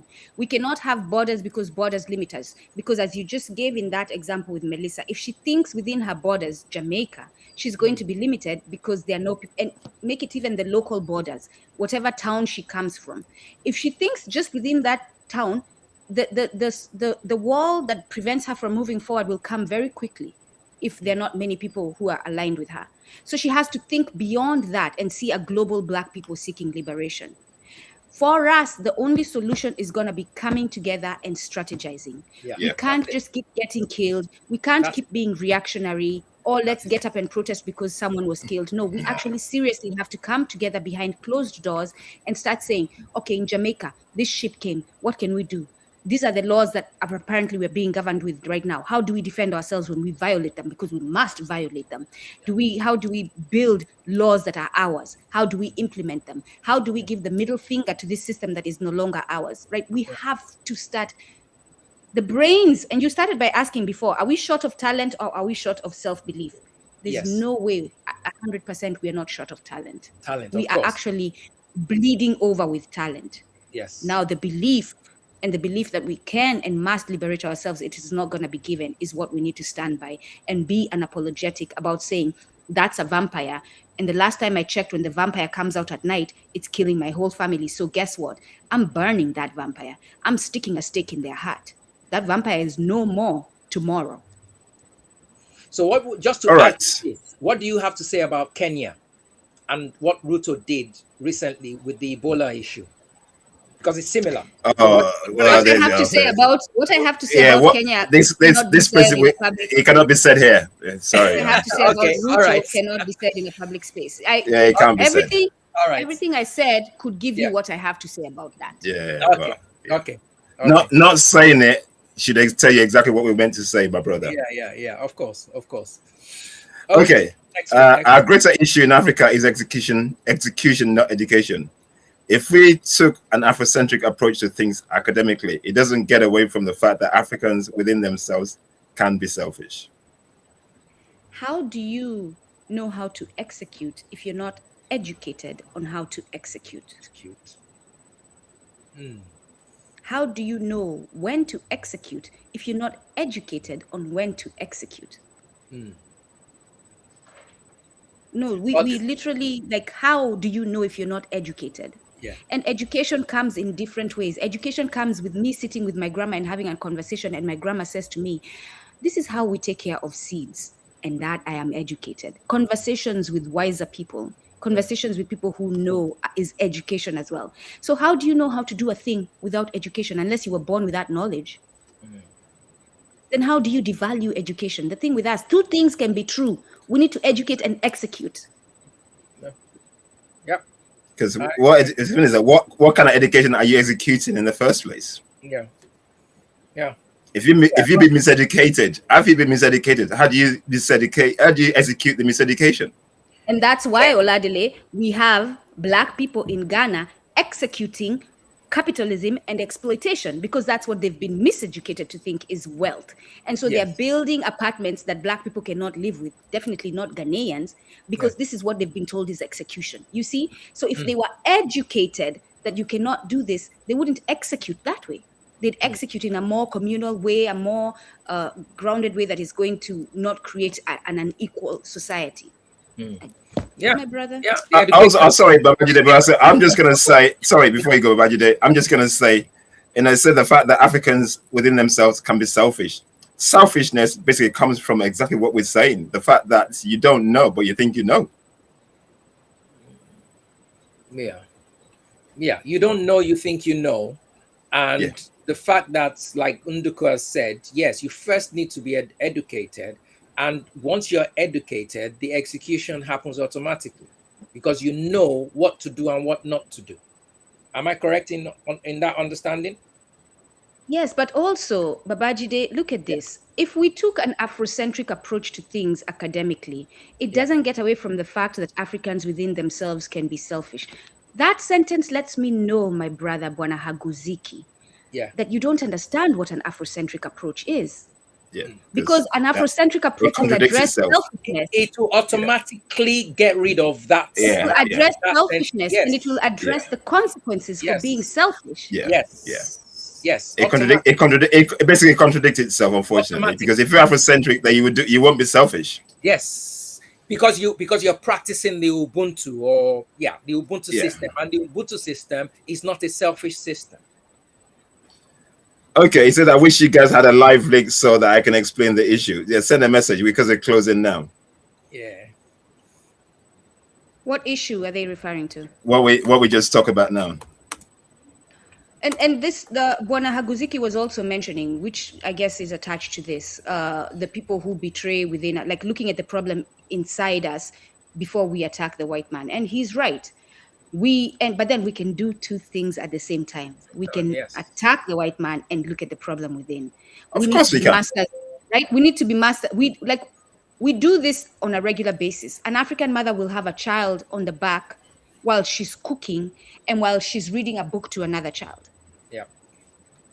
Yeah. Like these are the things we do. I'll be braiding my daughter's hair while I am teaching and helping another one with homework. We can multitask. So I don't know why it becomes, again, complicated when it comes to the bigger things. So again, as far as dealing with those people who have problems in our community, we will have terms of agreement.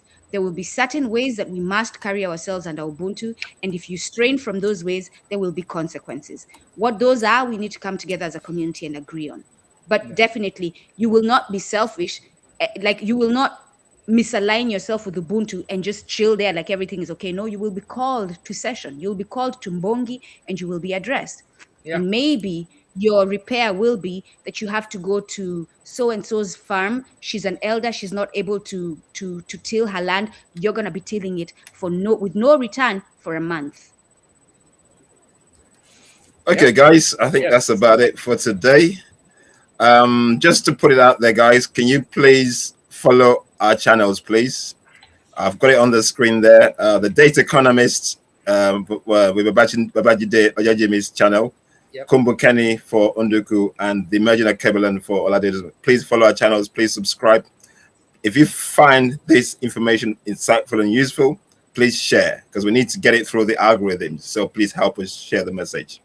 Oladele, quickly, if you don't mind, quickly, because again, we're here to educate. Power is naturally exclusive. When you have power, you must work to incorporate. Exclusion will come naturally as we find our own power. Power is not necessarily exclusive. It's only exclusive to the Yurugu, because Yurugu does not share power. Power in an African sense is not exclusive. It's communal. Yes. As long as you're not disrupting my community, we're good. Power is being able to defend yourself. Power is being able to produce your own food. Like, think about power in an African sense. And I know this is going to be an exercise for us. My brother, that statement says you're looking at power from a Western mindset. You don't know that you are, but that is what that is. Yeah. That's where power is exclusive. But when we are operating in this world where we are faced by Western enemies and foreign enemies, absolutely. African power means Africa being exclusive in that way, not to subjugate, not to exploit, but to defend. Thank you very much. Power is not exclusive. It's basically in African communities. Power is communal. We sit together, we talk about issues together, we solve problems together, we come to solutions together. It's the Yurugu that is so selfish and so self-centered that they basically take everything to want to dominate. And as long as you look at things from an Eurocentric understanding, that's what you see.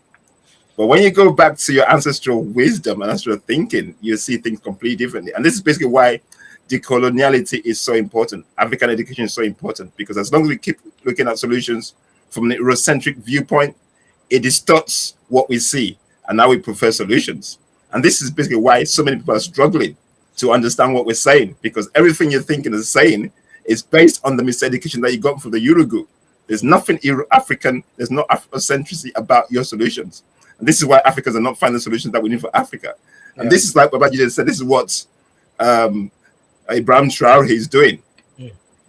Ibrahim Traore is Pan-African in his thinking. He understands, he studied, he's looked at the ones before him, the Sankaras and Nkrumahs, he's looked at the weaknesses and the flaws and weaknesses. He's learned lessons. That man just didn't get there for the sake of getting there. He was chosen to be there. He was prepared to be there. It looks like he came in through a coup, but there's some work that's gone into that guy being where he is today. And this is what a lot of African nations are not doing. This is a challenge that faces all African countries. Every African country needs a Thomas Sankara or a Ibrahim Traore in their country. When you have those kind of people, guys, we will not have the struggles we're having today. And a lot of our brains will be switched on so quickly because leadership helps when you have the right one. Oladele, quickly, and I know I keep coming to make the last point because it reminded me. No, this is evident in our proverbs. The fact that African culture talks about this is a stronger position, this is powerful more than this, is that you guys have the proverb that talks about the broom, right? The broom with the many sticks is strong, is harder to break than the one stick, right? There's that in all African languages. And this is, I'm going to say this quickly. The evidence of who we are, if you're trying to track back to who we are without noise, is in our languages. So you, as a Mwana Ubuntu who understands you're African, even if you've been detached, whether through enslavement, as a descendant of enslaved Africans, learn an African language because the answers are within that. And we as Africans understand that there have been some infections in our languages and we know what they are because we know our languages innately and we know when it sounds off. It sounds different. We remove them, but our languages show what we did, what we believed in, who we believed in, how we stood, how we practiced. And there are many proverbs across Africa, north, east, west, that speak to the fact that unity is power and individualism is weakness. Which is, to add to that, please, which is why I always say that an African person would struggle, a true African person would struggle to be a Christian or a Muslim or anything else, because your existence alone is spiritual, cultural, and everything. That's my realization. And how did I come to that realization? And I think I've shared this with you guys before. I was listening to a Jewish person on a very popular radio station in London here, explaining, because there's this thing going on about Zionists and anti-Semitism, etc., etc. So this person calls in and says, "Oh, this is who a Jew is." He explained who a Jew is, and in that moment, I realized that an African can't be anything else. If you say you're a Christian or a Muslim, you're lying to yourself. And do you know what I now use as an example of that deception or lie to yourself is there's this big festival that is done in Nigeria. I'm sure you know about it, called Ojude Oba. Yeah, Ojude Oba is this festival where the Oba of that town celebrates the culture on the horses and everything. With the white hats and the different color hats. Yes. But very colorful. But guess what? He celebrates that culture during the Muslim festival to bring people together. Why did he need to do that? Because he wanted to show that the culture and, well, the traditional culture and the Muslim culture were still able to coexist. I mean, can you just see that? It speaks for itself. So bottom line, those traditional leaders, right? When that culture tells you the language to speak so that you can be close to God is Arabic, and you understand the importance of your languages. It's crazy. Something for another day. But I look at our cultural leaders, and they actually get up my nose, because how can they be cultural. Basically, you're supposed to protect the culture of your land, Yeah. and then you're a Christian and Muslim. Yeah, I can't understand it either. It doesn't make sense. How can you be a king and be Christian or Muslim? But that's How could you? Saying. But that's what I'm saying about the Oju de Oba. Yeah, it makes no sense. Forcefully do the festival in order to make it seem like, okay, well, we're coexisting. Meanwhile, we're not even. It's not our culture. As in, Islam is not meant to be part of the culture. No, it's not. It's not part of us. He's appeasing both sides. Anyway, guys, let's go, guys. Anyway, guys, thank you very much for watching. We'll be here, I think, in about 2 weeks' time. We've got another one coming up. So please, like I said, subscribe to our channels, Kumba Kenny, The Data Economist, and The Emerging Alkebulan. We're on all platforms. Please subscribe, please share, and we'll see you soon. Thank you very much. I'll be putting out some shorts, so